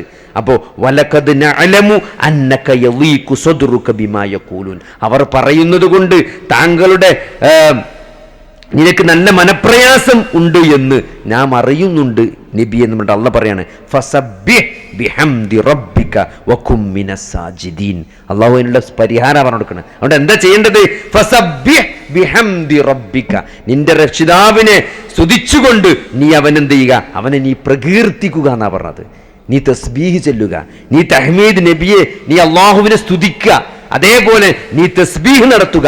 വകും മിനസ് സാജിദീൻ, നീ സുജൂദ് ചെയ്യുന്നവരുടെ കൂട്ടത്തിലാകുക. അപ്പൊ എന്താണ് പരിഹാരം? സുജൂദ് വർദ്ധിപ്പിക്കുക. ഒരു പ്രയാസം ഉണ്ടാവുമ്പോൾ എന്താ ചെയ്യേണ്ടത്? സുജൂദ് വർദ്ധിപ്പിക്കുക. സുന്നത്ത് നിസ്കാരത്തിൻ്റെ എണ്ണം കൂട്ടുക, സുന്നത്ത് നിസ്കാരം നന്നായിട്ട് നിസ്കരിക്കുക, കൂടുതൽ സുജൂദുകൾ ചെയ്യുക, കൂടുതൽ അള്ളാഹുവിനോട് നന്ദി കാണിക്കുക, അള്ളാഹുവിലേക്ക് അടുക്കുക, അള്ളാഹുവിനെ എന്താണ് തസ്ബീഹ് നടത്തുക എന്നാ പറഞ്ഞത്. വഅബ്ദു റബ്ബക ഹത്താ യഅതിയകൽ യഖീൻ, ഉറപ്പായ മരണം വന്നെത്തുന്നത് വരെ നീ നിന്റെ രക്ഷിതാവിനെ ആരാധിച്ചു കൊണ്ടിരിക്കുക എന്നാണ്. മരണമാണല്ലോ. ചില ക്യാൻസർ രോഗികൾ ചിലപ്പം പലപ്പോഴും പറയാറുണ്ട്, മരിക്കോളല്ലേ ഉള്ളൂ എന്ന്. എന്ത് പ്രയാസമുള്ള വേദന, ക്യാൻസറിൻ്റെ വേദനയാണെങ്കിലും അവസാനത്തെ ഒരു പ്രതീക്ഷ എന്താണ്? ഈ വേദന എന്നാ അവസാനിക്കുക? ഇത് മരിക്കുമ്പോൾ അവസാനിക്കും. മരണം ഒരു ആശ്വാസമാണ്. നമുക്ക് അങ്ങനെ കാണാൻ പറ്റണം. മരണം എന്നത് ആശ്വാസമാണ്. ഈ ദുനിയാവിൻ്റെ എല്ലാ പ്രതിസന്ധികളിൽ നിന്നുള്ള ഒരു വിശ്വാസിയുടെ ആശ്വാസമാണ് മരണം എന്ന് പറഞ്ഞാൽ. പിന്നെ അള്ളാഹുവിൻ്റെ വിരുന്നാണ് നമ്മളെ കാത്തിക്കണത്. ആ മരണത്തിൻ്റെ മലക്കുകളുടെ വരവോടുകൂടി നമ്മളെല്ലാ പ്രയാസങ്ങളും അവസാനിച്ച് നമ്മൾ പിന്നെ ഒരു സ്വർഗീയ യാത്രയുടെ ഒരുക്കത്തിലായിരിക്കും വിശ്വാസി എന്നാണ്. അപ്പം അതുകൊണ്ട് ഈ ഏത് പ്രയാസം ഈ മരണത്തോട് അവസാനിക്കും. അതുകൊണ്ട് അതുവരെ വഅബ്ദു റബ്ബക, നീ നിന്റെ റബ്ബിനെ ആരാധിക്കുക. ഹത്താ യഅതിയകൽ യഖീൻ, ഏറ്റവും ഉറപ്പായ മരണം നിനക്ക് വന്നെത്തുന്നത് വരെ എന്നാണ്. ആ മരണം വന്നെത്തുന്നതുവരെ നമ്മൾ അള്ളാഹുവിനെ ആരാധിച്ചുകൊണ്ട്, സുജൂദ് വർദ്ധിപ്പിച്ചുകൊണ്ട്, നമ്മൾ അള്ളാഹുവിനെ ശുക്ർ ചെയ്തുകൊണ്ട്, അള്ളാഹുവിനെ സ്തുതിച്ചുകൊണ്ട്, അള്ളാഹുവിനെ തസ്ബീഹ് നടത്തിക്കൊണ്ട് എല്ലാ പ്രതിസന്ധികളെയും നമ്മൾ അതിജീവിക്കുക എന്നുള്ളതാണ് അള്ളാഹു ഖുർആനിലൂടെ നമുക്ക് നൽകുന്ന ഒരു കൃത്യമായ മെസ്സേജ്. അതുകൊണ്ട് സഹോദരങ്ങളെ, ഈ അസുഖം ഉണ്ടാകുമ്പം, ഈ പ്രയാസം ഉണ്ടാകുമ്പോഴൊക്കെ നമ്മൾ മനസ്സിലാക്കേണ്ട ഒരു പോയിന്റ് എന്ന് പറഞ്ഞാൽ അതാണ്. ഇത് നമുക്ക് പോസിറ്റീവാണ്. ഈ ഒരു പനി വന്നാൽ പോലും അള്ളാഹു നമ്മളെ പാപങ്ങൾ പുറത്തു തരും. അതിൻ്റെ ഒരു വിഷമം, അതിൻ്റെ പ്രയാസം, ഇതൊക്കെ എന്ത് ചെയ്യും? ഇതൊക്കെ കാരണമായിട്ട് അള്ളാഹു നമുക്കതിൻ്റെ പാപങ്ങൾ പുറത്തു തരുമെന്നാണ്. അതേപോലത്തെ അള്ളാഹുവിൻ്റെ സ്നേഹം നമുക്ക് കിട്ടുന്നതാണ്. ഒരു പരീക്ഷണം, ഒരു പ്രയാസം ഉണ്ടാകുമ്പോൾ അത് എത്രത്തോളം ഉണ്ടോ അതിനനുസരിച്ചാണ് നമ്മളെ പ്രതിഫലം ഉണ്ടാകുക. ഇളമുൽ ജസാഇ മഅ ഇളമുൽ ബലാഇ എന്നാണ് അള്ളാഹുവിൻ്റെ റസൂല് പറഞ്ഞത്. എന്താണ്? നമുക്കുണ്ടാകുന്ന പ്രതിസന്ധിയും അത് എത്രത്തോളം വമ്പിച്ചതാണോ അത്രത്തോളം വമ്പിച്ചതായിരിക്കും അതിൻ്റെ ജസാ എന്നാണ്. ആ ബലാഇൻ്റെ അളമത്ത് എത്ര ഉണ്ടോ അത്രത്തോളം ഉണ്ടാവും അതിൻ്റെ ജസാഇൻ്റെ, അതിൻ്റെ പ്രതിഫലത്തിൻ്റെ മഹത്വം എന്നുള്ളത്. അപ്പം അതുകൊണ്ട് കൂടുതൽ പരീക്ഷണങ്ങൾ വരുമ്പം കൂടുതൽ ദർജയിലേക്ക് നമ്മൾ ഉയർത്തപ്പെടും. എങ്ങനെയാണെങ്കിൽ നമ്മളത് പോസിറ്റീവായിട്ടെടുത്ത് അതിൽ ക്ഷമിച്ചുകൊണ്ട്, അള്ളാഹുവിലേക്ക് ഖേദിച്ച് മടങ്ങിക്കൊണ്ട്, അള്ളാഹുവിനോട് പ്രാർത്ഥിച്ചുകൊണ്ട്, അള്ളാഹുവിന് നന്ദി കാണിച്ചുകൊണ്ട്, കൂടുതൽ അള്ളാഹുവിനെ ആരാധിച്ചുകൊണ്ട് ജീവിക്കുമ്പം ആ പരീക്ഷണമൊക്കെ പോസിറ്റീവായിട്ട് വരുമെന്നാണ്. അതേപോലെ തന്നെ ഒരു അള്ളാഹു അടിമക്ക് ഒരു ഖൈർ ഉദ്ദേശിക്കുമ്പോഴാണ് അള്ളാഹു എന്ത് ചെയ്യുക? അള്ളാഹു പരീക്ഷിക്കുക എന്നാണ്. എന്നാൽ ബുഖാരി ഉദ്ധരിക്കുന്ന ഹദീസിൽ കാണാം, റസൂലുള്ളാഹി സ്വല്ലല്ലാഹു അലൈഹി വസല്ലം, മൻ യുരിദില്ലാഹ ബിഹി ഖൈറൻ യുസിബു മിൻഹു എന്ന്. അള്ളാഹു ഒരാൾക്ക് ഖൈർ ഉദ്ദേശിച്ചാൽ അള്ളാഹു അവനെ പരീക്ഷിക്കുന്നതാണ്. അപ്പോൾ ഓരോ പരീക്ഷണവും നമുക്ക് ഖൈറാണ് എന്ന് ഇതിനൊക്കെ നമ്മൾ മനസ്സിലാക്കി നോക്കി. അവനെ ആയിഷ റളിയല്ലാഹു ഹദീസിൽ കാണാം, ഒരു മുസ്ലിമിനെ ബാധിക്കുന്ന ഏതൊരു വിഷമവും, അവൻ്റെ കാലിൽ തറക്കുന്ന ഒരു മുള്ളു പോലും, ഒരു മുള്ളെന്ന് പറഞ്ഞാൽ അത് പഴയ ആൾക്കാർക്കാരുള്ളൂ. ഇപ്പോഴത്തെ ആൾക്കാർക്ക് തോന്നുന്നു മുള്ളൊന്നും അങ്ങനെ ആർക്കും തറക്കലുണ്ടാവില്ല. ഇപ്പം മുള്ളെന്ന് പറഞ്ഞാൽ നമ്മൾ ചെരുപ്പില്ലാത്തൊരു കാലത്ത് ഈ തൊടിയിലൂടെ ഒക്കെ നടക്കുമ്പോഴാണ് ഡെയിലി നമുക്ക് എന്നും വൈകുന്നേരമായ പുതിയൊരു മുള്ളിൻ്റെ പാട് നമ്മളെ കാൽമുണ്ടാവും. കളിയൊക്കെ കഴിഞ്ഞ് വരുമ്പോൾ ആ വൈകുന്നേരം കുളിച്ചുമ്പോൾ അങ്ങനെ എരിയുമ്പോഴാണ് കാണാം പുതിയ മുള്ളുത്തിയ പാടും അടയാളൊക്കെ. ഇന്നത്തെ ആൾക്കാർക്ക്, ഇന്നത്തെ കുട്ടികൾക്കൊന്നും അങ്ങനത്തെ ഒരു മുള്ളുത്തിയ അനുഭവം ഒന്നും ഉണ്ടാവില്ല. പക്ഷേ അത്രയും നിസ്സാരമായൊരു കാര്യം എന്നുള്ള ഉദ്ദേശത്തിലാണ് ഒരു നിങ്ങൾക്ക് തറക്കുന്ന ഒരു മുള്ളിന് പോലും നിങ്ങൾക്ക് പ്രതിഫലമുണ്ട് എന്ന് പറയുമ്പം വളരെ നിസ്സാരമായിട്ട് നമ്മൾ കാണുന്ന, ഇപ്പം നമ്മൾ വണ്ടിയിലേക്ക് കയറുമ്പോൾ നമ്മളെ കാല ഡാഷ് ബോർഡുമ്പോൾ കുത്തിയില്ലേ, അപ്പം അതൊക്കെ കയറിയപ്പോൾ നമുക്ക് സാധാരണ സംഭവിക്കും. അങ്ങനെ ഒരു വേദന, ചെറിയൊരു പ്രയാസം ഉണ്ടായി. അല്ലെങ്കിൽ നമ്മൾ നല്ല വെള്ളിയാഴ്ച നല്ല വെള്ള ഷർട്ടൊക്കെ ഇട്ടാണ്ട് ഭക്ഷണം കഴിച്ചപ്പോൾ നമ്മളെ കറി ആ വെള്ള ഷർട്ടിലായി. ഒരു അച്ചാറ് അല്ലേ, ബിരിയാണി ഇന്നപ്പോൾ അച്ചാറ് ഷർട്ടിൻ്റെ ഒരു ചെറിയൊരു തുള്ളി ഇവിടായി. ഒരു വെള്ള ഷർട്ടിൽ ഇങ്ങനെ അച്ചാറാകുമ്പോൾ നമുക്ക് പുതിയ ഷർട്ടാകുമ്പോൾ ചെറിയൊരു വിഷമം മനസ്സൊക്കെ ഉണ്ടാവും. ആ വിഷമത്തിന് പോലും എന്തുണ്ട്? നിങ്ങൾ വിശ്വാസിയാണെങ്കിൽ അള്ളാഹു നിങ്ങൾക്ക് പ്രതിഫലം നൽകുമെന്നാണ്. അത്രയും പോസിറ്റീവായിട്ടുള്ള ഒരു മതം. ഇത് അള്ളാഹുവിനല്ലാതെ ആർക്കാണ് ഇങ്ങനെ നൽകാൻ കഴിയുക സഹോദരങ്ങളെ? അതുകൊണ്ട് ഒരു വിഷമവും നമ്മൾ വിചാരിക്കണം. നമുക്ക് നമ്മളെ ജീവിതത്തിൽ എന്ത് ബാധിച്ചാലും അതൊക്കെ പോസിറ്റീവായിട്ട് എടുത്തുകൊണ്ട് നമുക്ക് മുന്നോട്ട് പോകാൻ സാധിക്കണം. നമ്മൾ അതിൽ ക്ഷമിക്കുക എന്നുള്ളത്. ഇന്നമാ യുവഫ സ്വാബിറൂന അജ്റഹും ബിഗൈരി ഹിസാബ് എന്നാണ്. ക്ഷമിക്കുന്ന ആളുകൾക്ക് ഇതൊക്കെ ക്ഷമിക്കുന്ന ആളുകൾക്ക് മാത്രമേ ഉള്ളൂ.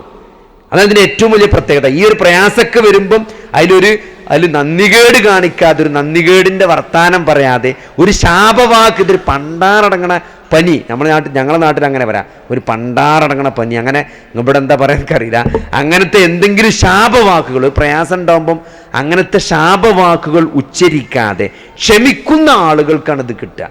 അപ്പം ആർക്കാണ് ക്ഷമിക്കാൻ സാധിക്കുക? ഈ മരണത്തിന് ശേഷം ഒരു ജീവിതം ഉണ്ടെന്നും അവിടെ എൻ്റെ റബ്ബ് എനിക്ക് പ്രതിഫലം തരുമെന്നും ഇതിൽ ഞാൻ ക്ഷമിച്ചാൽ എനിക്ക് വലിയ പ്രതിഫലം കിട്ടുമെന്നും വിശ്വസിക്കുന്ന ബോധ്യമുള്ള ഒരാൾക്കേ ക്ഷമിക്കാൻ കഴിയുള്ളൂ, അല്ലാത്തൊരാൾക്ക് ക്ഷമിക്കാൻ കഴിയില്ല. അതുകൊണ്ടാണ് ഇന്നമാ യുവഫ സ്വാബിറൂന അജ്റഹും ബിഗൈരി ഹിസാബ് എന്നാണ്. ക്ഷമിക്കുന്ന ആളുകൾക്ക് അള്ളാഹു കണക്ക് നോക്കാതെ പ്രതിഫലം കൊടുക്കുന്നതാണ്. കണക്ക് നോക്കാതെ പ്രതിഫലം കൊടുക്കുന്നു. അപ്പോൾ ആ ഒരു ഇത് കിട്ടണമെങ്കിൽ നബി സല്ലല്ലാഹു അലൈഹി വസല്ലമ ഒരു ഖബറിൻ്റെ അടുത്തൂടെ നടന്നു പോകുമ്പോൾ ഒരു സ്ത്രീ അവിടെ നിന്ന് കരയുന്നുണ്ട്. ഭയങ്കരമായ ഉച്ചത്തിൽ ഇതേമാതിരി ശാപവാക്കുകൾ ഉച്ചരിച്ചു കൊണ്ടാണ് കരയണത്. അപ്പോൾ നബി സല്ലല്ലാഹു അലൈഹി വസല്ലമ അവരോട് അള്ളാഹുവിനെ സൂക്ഷിക്കണം, നിങ്ങൾ ക്ഷമിക്കണം എന്ന് പറയണം. അപ്പോൾ ആ സ്ത്രീ തിരിച്ച് നബിനോട് എന്താ പറയണത്? ഇത് നിനക്കായി നോക്കണ്ടിന്നു. അതായത് ഈ സ്ത്രീൻ്റെ അടുത്ത ആരോ ആണ് മരണപ്പെട്ടുകണ്. അപ്പോൾ ഇത് നബിയാണ് വന്നത്, നബിയാണ് ഈ കടന്നു പോകുന്നത് ഈ സ്ത്രീക്കറിയില്ല.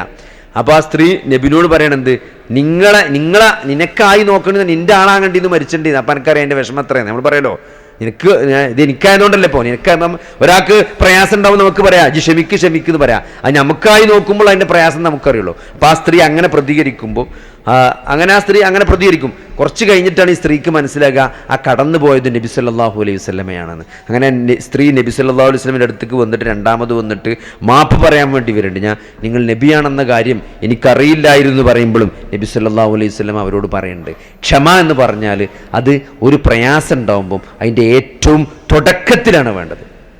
ഏറ്റവും തുടക്കത്തിൽ. കുറച്ച് കഴിഞ്ഞാൽ എല്ലാവരും ക്ഷമിക്കും. ഒരു പ്രതിസന്ധി വരുമ്പം നമ്മൾ അതിൻ്റെ ആദ്യത്തെ ഫസ്റ്റ് റെസ്പോൺസിലാണ് നമ്മൾ ക്ഷമ രേഖപ്പെടുത്തേണ്ടത്. കുറച്ച് കഴിഞ്ഞപ്പോൾ ഒരു കുട്ടി ആക്സിഡൻ്റായി മരണപ്പെട്ടു, അല്ലെ ബൈക്ക് ആക്സിഡൻ്റ് അല്ലെങ്കിൽ എന്തെങ്കിലും ഒരു ആക്സിഡൻറ്റ് വന്നു. ആ ന്യൂസ് നമ്മൾ ഫസ്റ്റ് കേൾക്കുന്ന സന്ദർഭത്തിൽ നമുക്ക് അൽഹംദുലില്ലാ എന്ന് പറയാൻ സാധിക്കണം. ഇന്നാ ലില്ലാഹി വ ഇന്നാ ഇലൈഹി റാജിഊൻ എന്ന് പറയാൻ സാധിക്കണം. അൽഹംദുലില്ലാ, ഇന്നാ ലില്ലാഹി വ ഇന്നാ ഇലൈഹി റാജിഊൻ. അതാണ് ഏറ്റവും ഒരു വിശ്വാസിയുടെ നാവിൽ നിന്ന് വരേണ്ടത്.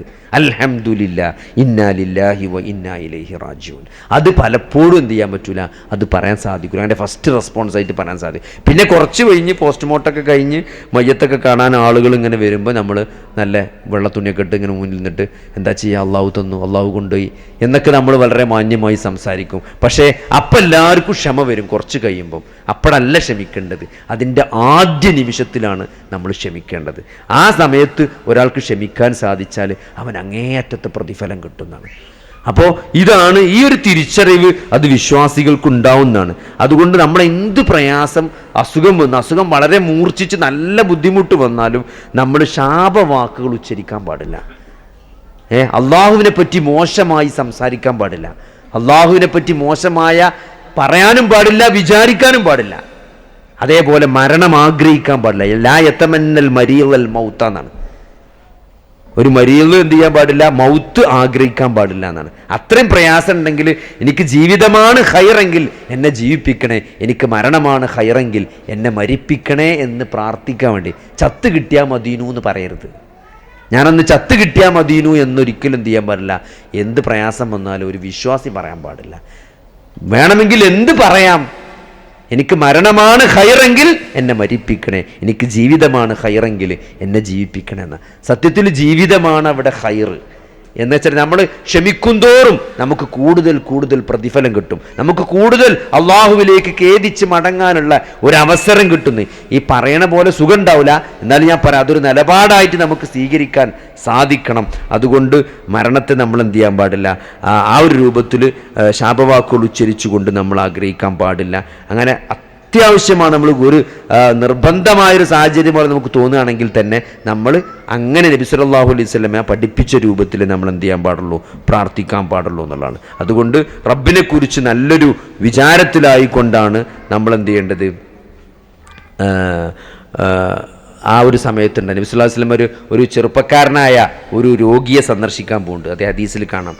അപ്പോൾ നബി സല്ലല്ലാഹു അലൈഹി വസല്ലം അദ്ദേഹത്തോട് ചോദിക്കുന്നുണ്ട്, ഇപ്പം എന്ത് തോന്നുന്നു എന്ന് വെച്ചാൽ, എന്ത് തോന്നും, താങ്കൾക്ക് എന്താണ് ഇപ്പോൾ നമ്മൾ എന്താണ് ഇപ്പം എൻ്റെ അവസ്ഥ എന്ന് ചോദിക്കൂലേ. സാധാരണ രോഗിയെ ചെന്ന് കാണുമ്പോൾ മരണാസന്നനായ ഒരു ചെറുപ്പക്കാരനാണ്. അപ്പോൾ അദ്ദേഹം പറയുന്നുണ്ട്, ഞാൻ ചെയ്തു പോയ പാപങ്ങളെക്കുറിച്ച് എനിക്ക് നല്ല പേടിയുണ്ട്, എൻ്റെ അടുത്ത് സംഭവിച്ച വീഴ്ചകളെക്കുറിച്ച് ഞാൻ അങ്ങേയറ്റം ഭയപ്പെടുന്നുണ്ട്, പക്ഷേ അള്ളാഹുവിൻ്റെ കാരുണ്യത്തിലേക്ക് നല്ല പ്രതീക്ഷ ഉണ്ട് എന്നാണ് പറയുന്നത്. അപ്പം നബി സല്ലല്ലാഹു അലൈഹി വസല്ലം പറയാണ്, അങ്ങനെയാണ്, അതാണ് യഥാർത്ഥ വിശ്വാസമുള്ള ഒരു അടിമ. അങ്ങനെയാണെന്ന്. അയാൾ റജാഇനും ഖൗഫിനും ഇടയിലായിരിക്കുന്നതാണ്. ചെയ്തു പോയ പാപങ്ങളെപ്പറ്റി അങ്ങേയറ്റം ഭയപ്പെടുകയും പശ്ചാത്തപിക്കുകയും അള്ളാഹുവിൻ്റെ കാരുണ്യത്തിൽ പ്രതീക്ഷയർപ്പിക്കുകയും ചെയ്യും. ഇതാണ് ഏറ്റവും ശരിയായ നിലപാട് എന്നാണ്. അങ്ങനെ വിചാരിക്കുന്ന ഒരാൾ, തൻ്റെ റബ്ബിനെ കുറിച്ച് ഒരാൾ എന്താണോ വിചാരിക്കുന്നത്, എന്തിനെക്കുറിച്ചാണോ അയാൾ പേടിക്കുന്നത്, ആ പേടിയിൽ നിന്ന് അള്ളാഹു അയാൾക്ക് നിർഭയത്വം നൽകുമെന്നാണ്. എന്താണോ അയാൾ ആഗ്രഹിക്കുന്നത്, എന്താണോ അയാൾ പ്രതീക്ഷിക്കുന്നത്, അത് അള്ളാഹു അയാൾക്ക് നൽകാതിരിക്കുകയില്ല എന്നാണ്. അപ്പോൾ ഇയാളെന്താ പ്രതീക്ഷിക്കുന്നത്? അള്ളാഹുവിൻ്റെ കാരുണ്യത്തിൽ അങ്ങേയറ്റത്തെ പ്രതീക്ഷയിലാണ്. അപ്പോൾ അള്ളാഹുവിൻ്റെ കാരുണ്യം അയാൾക്ക് നൽകുമെന്നാണ്. അയാൾ എന്തിനാണ് ഏറ്റവും കൂടുതൽ ഭയപ്പെടുന്നത്? തൻ്റെ പാപങ്ങളെക്കുറിച്ചാണ്, ചെയ്തു പോയ വീഴ്ചകളെക്കുറിച്ചാണ്. അപ്പോൾ വിശ്വാസം എന്താണ്? അയാൾക്ക് അതിൽ നിന്ന് അള്ളാഹു നിർഭയത്വം നൽകുമെന്നാണ്. ആ പാപങ്ങൾ അള്ളാഹു പുറത്തു കൊടുക്കുമെന്നാണ്. അപ്പം ആ ഒരു മരണാസന്നനായ യുവാവിനെ സന്ദർശിച്ച് അള്ളാഹുവിൻ്റെ റസൂൽ നമ്മളെ പഠിപ്പിക്കുന്ന കാര്യം അതാണ്. അപ്പോൾ നമ്മൾ ഏതൊരു അവസ്ഥയിലും ഒരു വിശ്വാസി റജാഇനും ഖൗഫിനും ഇടയിലാണ് നിൽക്കേണ്ടത്. അങ്ങേയറ്റത്തെ പ്രതീക്ഷ കൂടിപ്പോയിട്ട് നിർഭയത്വം വരാൻ പാടില്ല. പക്ഷെ എന്തായാലും പുറത്തു തരും എന്ന് വിചാരിച്ച് തെറ്റുകൾ ചെയ്യുന്ന ഒരു മാനസികാവസ്ഥയിലേക്ക്, ഇസ്തിഗ്ഫാർ പാപം തൗബ ഇല്ലാത്തൊരവസ്ഥയിലേക്ക് നമ്മൾ പോകാൻ പാടില്ല. എല്ലാം പടച്ചോൻ പുറത്തു തരും എന്ന് വിചാരിച്ചാൻ പാടില്ല. പടച്ചോൻ പുറത്തു വരും, പക്ഷേ ആദ്യം പാപങ്ങൾ ചെയ്യാൻ നമ്മളെ പ്രേരിപ്പിക്കാൻ പാടില്ല. അതേപോലെ തന്നെ അള്ളാഹു ഒരിക്കലും പുറത്തു തരൂല എന്നുള്ള നിരാശയും പടച്ചോനെ കുറിച്ച് പാടില്ല എന്നാണ്. അപ്പം രണ്ടിൻ്റെയും ഇടയിൽ ചെയ്തു പോയ പാപങ്ങളെക്കുറിച്ച് ഭയപ്പെട്ടുകൊണ്ട് പശ്ചാത്തപിച്ചുകൊണ്ട് അള്ളാഹുവിലേക്ക് മടങ്ങുകയും ചെയ്യുക. അള്ളാഹുവിൻ്റെ കാരുണ്യത്തിലും അവൻ്റെ മഗ്ഫിറത്തിലും പാപമോചനത്തിലും അങ്ങേയറ്റം പ്രതീക്ഷയർപ്പിച്ച് ഒരാൾക്ക് ജീവിക്കാൻ സാധിക്കണം. അതാണ് ഏറ്റവും ശരിയായ നിലപാട്. അതേപോലെ തന്നെ പ്രാർത്ഥന എന്ന് പറഞ്ഞാൽ നമുക്ക് രോഗം മാറ്റുന്നത് അള്ളാഹുവാണ്. വൈദാ മരിൽ തഫവ യഷ്ഫീൻ ഇബ്രാഹിം നബി പറഞ്ഞത് സൂറത്ത് ഷൂറായിൽ കാണാം. നമ്മളെ അസുഖങ്ങൾ അൾട്ടിമേറ്റ്ലി മാറ്റിത്തരുന്നത് അള്ളാഹുവാണ്. നിങ്ങൾ ആലോചിച്ച് നോക്കി, ഒരേ തരത്തിലുള്ള അസുഖം കുറേ ആളുകൾക്ക് വന്ന് എല്ലാവരും ഒരേ ചികിത്സ എടുത്തു. ഞാൻ എപ്പോഴും ആലോചിക്കുന്ന ഒരു കാര്യമാണ്, ഇപ്പോൾ ഒരു ടൈഫോയിഡ് അല്ലെങ്കിൽ ഇപ്പോൾ നമ്മൾ കൊറോണ വന്ന സമയത്ത് കുറേ ആളുകൾക്ക് കൊറോണ വന്നു അല്ലേ? അതിൽ ചില ആളുകളെ മരിച്ചിട്ടുള്ളൂ, ചില ആളുകളെ എല്ലാവരും മരിച്ചിട്ടില്ല. ഇപ്പം ഏത് അസുഖം വരുമ്പോഴും നമുക്കറിയാം, ഒരേ അസുഖത്തിന് ഒരേ ചികിത്സ എല്ലാവർക്കും കൊടുത്താലും അതിലെല്ലാവരും രക്ഷപ്പെടുന്നില്ല. ചില ആളുകൾ രക്ഷപ്പെടും, ചില ആളുകൾ മരിച്ചു പോകും, ചില ആളുകൾക്ക് രോഗം മൂർച്ഛിക്കും. ഇപ്പോൾ ഒരു ടൈഫോയിഡ് വന്നു, എല്ലാവർക്കും മരുന്ന് കൊടുത്തു, 99% ആളുകളും രക്ഷപ്പെടും. പക്ഷെ ഒരാൾ ചിലപ്പോൾ എന്ത് ചെയ്യും, അപകടം മരിച്ചു പോകും. ഇപ്പോൾ അത് ഏത് അസുഖം നമ്മൾ ഒരേപോലെ ചികിത്സിച്ചാലും അതിൽ ചില ആളുകൾ മരിക്കും, ചില ആളുകൾ മോശമാവും. അത് തീരുമാനിക്കുന്നത് ആരാണ്? അത് അള്ളാഹുവാണ്. ആര് മോശമാകും, ആര് രക്ഷപ്പെടും, അതാണ് ശിഫ എന്ന് പറഞ്ഞാൽ. മരുന്നിൻ്റെ അപ്പുറത്തൊരു ശിഫയുണ്ട്. അത് നൽകുന്നവൻ ആത്യന്തികമായി നമ്മളെ അസുഖത്തെ ചികിത്സിക്കുന്നത്, സുഖപ്പെടുത്തുന്നത് അള്ളാഹുവാണ്. അഷാഫി എന്ന് പറഞ്ഞാൽ പടച്ചോനാണ്. ആ ഒരു ബോധം മരുന്ന് കുടിക്കുമ്പോൾ ഒരു വിശ്വാസിക്ക് വേണം. ഈ മരുന്ന് കാരണമായിട്ട് എൻ്റെ റബ്ബാണ് എൻ്റെ അസുഖത്തെ മാറ്റുന്നത് എന്ന ബോധം, അതാണ് തൗഹീദ് പറഞ്ഞാൽ. അള്ളാഹ്ക്ക് മാത്രമേ കഴിയുള്ളൂ അസുഖം മാറ്റാൻ. ലോകത്ത് ഒരു ശക്തിക്കും, ഒരു ജാറത്തിലെ വെള്ളത്തിനോ നൂലിനോ അല്ലെങ്കിൽ നെയ്യിനോ ഒരു സാധനത്തിനും ഒരു ശക്തിക്കും എൻ്റെ അസുഖത്തെ മാറ്റാൻ സാധിക്കൂല. അത് മലിക്കുൽ ജബ്ബാറായ ഹയ്യുൽ ഖയ്യൂമായ ഷാഫിയായ അള്ളാഹ്ക്ക് മാത്രമേ എൻ്റെ അസുഖത്തെ സുഖപ്പെടുത്താൻ കഴിയൂ എന്ന വിശ്വാസം, അതാണ് തൗഹീദ് പറഞ്ഞാൽ. അപ്പം ആ ഒരു വിശ്വാസം രോഗികൾക്ക് വേണമെന്നുള്ളതാണ്. അതേപോലെ തന്നെ അസുഖമാവുമ്പോൾ നമ്മൾ കൂടുതൽ അള്ളാഹുവിലേക്ക് അടുക്കുകയാണ് വേണ്ടത്. അതിന് പകരം നിസ്കാരം ഇല്ലാത്തൊരവസ്ഥയാണ് നമ്മളെ നാട്ടിൽ പലപ്പോഴായിട്ട് കണ്ടുവരുന്നത്. പല കാരണങ്ങളും ആളുകൾ പറയും, വൃത്തിയില്ല, നജസ്സാണെന്ന് പറയും. മൂത്രത്തിന് ട്യൂബിട്ടാൽ നമ്മളെ നാട്ടിലെ ആളുകൾ നിസ്കരിക്കൂല. പിന്നെ ഓരോ കാഴ്ചപ്പാടിൽ മൂത്രം പുറത്തേക്ക് വന്നാൽ പിന്നെ നജസ്സായി, ട്യൂബിക്കാണെങ്കിലും പിന്നെ നജസ്സാണ്, പിന്നെ ഒന്നും ഉണ്ടാക്കിയിട്ട് കാര്യമില്ല എന്നാണ്. അങ്ങനെ എത്രയോ രോഗികൾ, മൂത്രത്തിന് ട്യൂബിട്ട ആളുകൾ നമസ്കരിക്കാതിരിക്കുന്നതായിട്ട് നമ്മളെ ശ്രദ്ധയിൽപ്പെടും. നമ്മൾ അത്ഭുതപ്പെടുത്തുന്ന കാഴ്ചയാണ്. കാരണം ഒരു മാസമൊക്കെ നിസ്കരിക്കാതൊക്കെ ഒരു വക്ത് പോലും എങ്ങനെയാണ് ഒരു വിശ്വാസി തെറ്റിക്കുക നിങ്ങൾ ആലോചിച്ച് നോക്കി. അത്രയും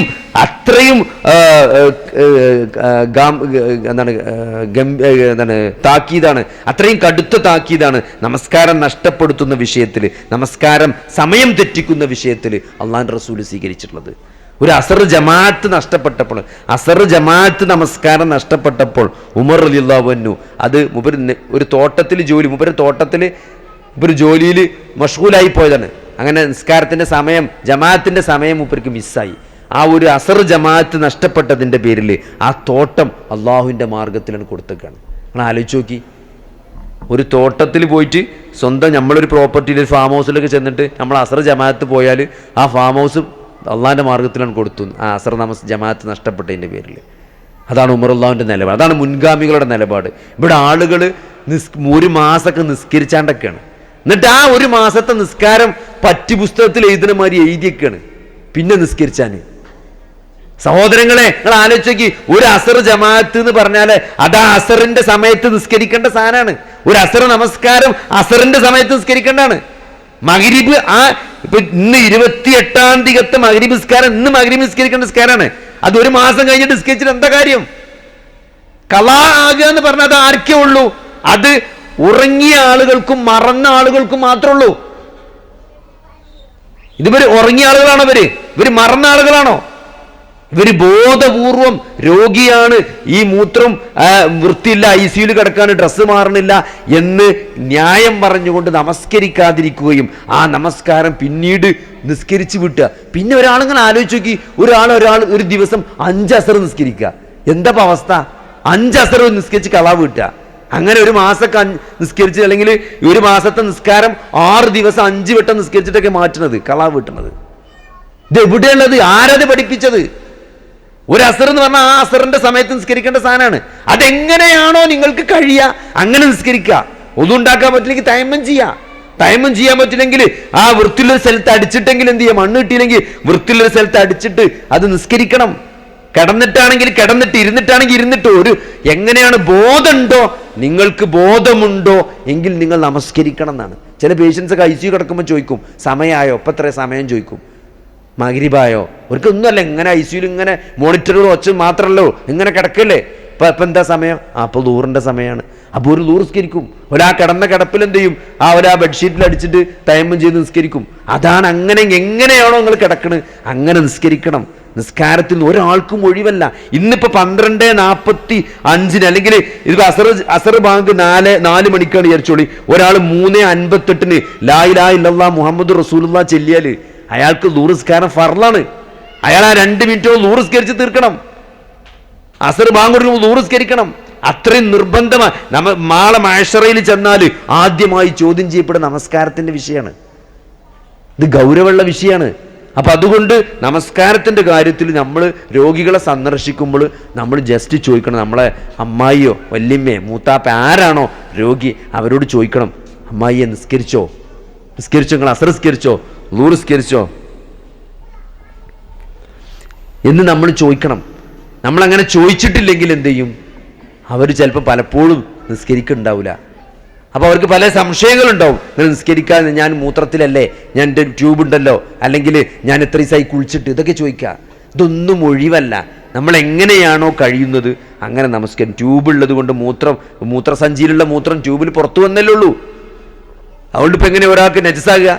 അപ്പം അതൊക്കെ പറഞ്ഞ് ബോധ്യപ്പെടുത്തി കഴിയുന്ന രൂപത്തിൽ ഉളെടുക്കാൻ കഴിയുന്ന ആളുകളാണെങ്കിൽ ഉളെടുപ്പിക്കുക. ഒരു ഇളം ചൂടുള്ള വെള്ളമൊക്കെ കൊണ്ടുപോയിട്ട് ഇപ്പം മുഖമൊക്കെ ഇങ്ങനെ നമ്മളിങ്ങനെ സാധാരണ പൈപ്പിൽ ഒന്നായിട്ടിട്ട് കഴുകണ മാതിരി കഴുകൊന്നും വേണ്ട, ഒന്നുണ്ടാക്കാം. ഒരു ഇത്തിരി വെള്ളം കൊണ്ട് മുഖം നല്ലതായിട്ട് തുടച്ച് നമുക്ക് മുഖം കഴുകി കൊടുക്കാൻ പറ്റും. നമ്മളെ വാപ്പാക്കും നമ്മളെ ഉമ്മാക്കും നമ്മൾ ചെയ്തു കൊടുക്കേണ്ട കാര്യം അതാണ്.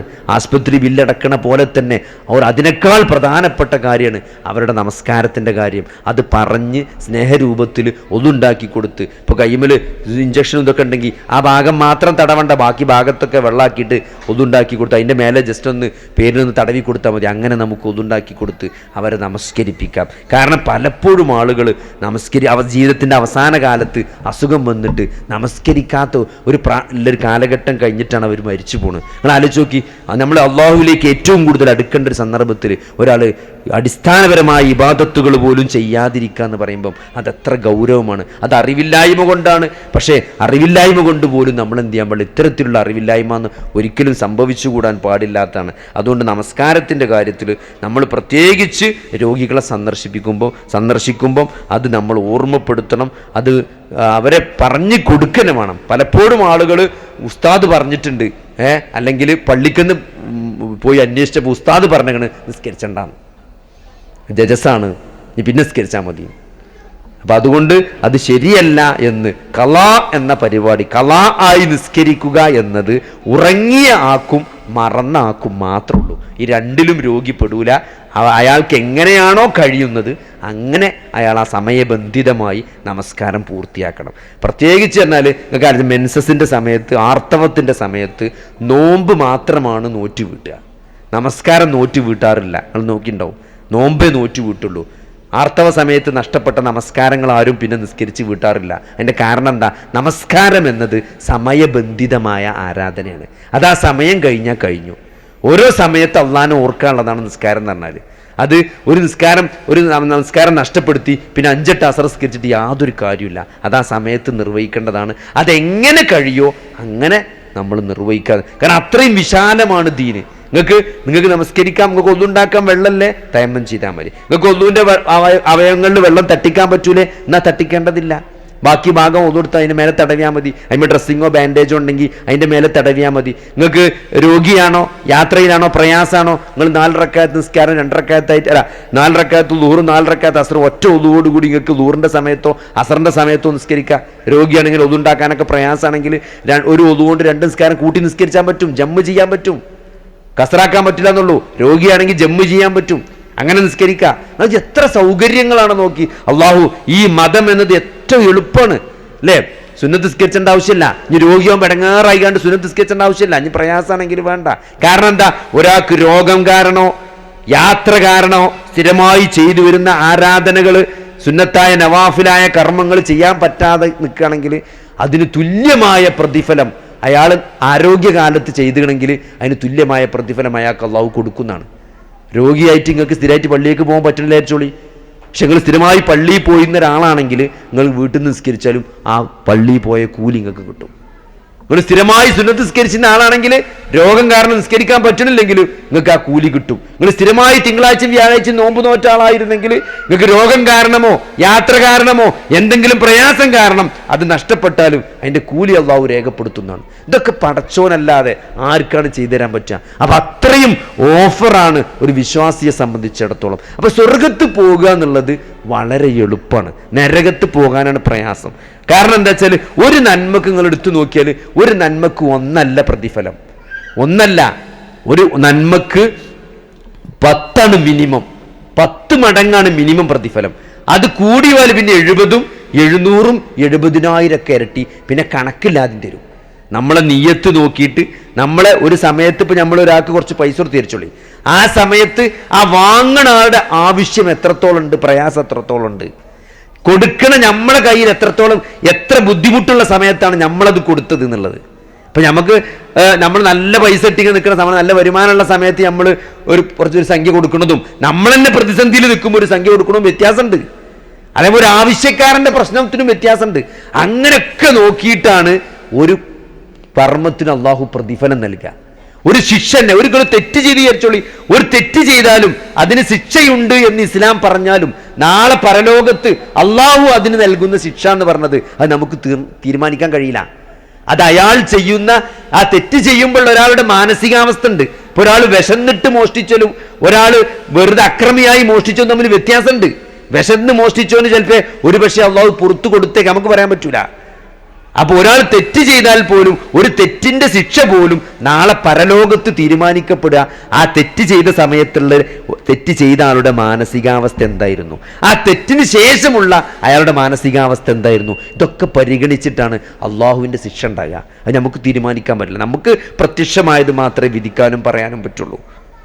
ഒരു നന്മക്ക് മിനിമം 10 അത് എത്രയും ഇരട്ടി ചിലപ്പോൾ അള്ളാഹു നൽകും.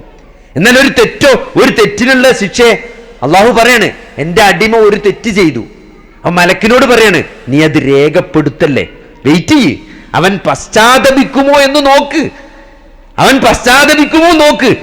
പശ്ചാത്തപിച്ചാല് അതാണ് മായ്ച്ചു കളഞ്ഞാലെന്നാണ്.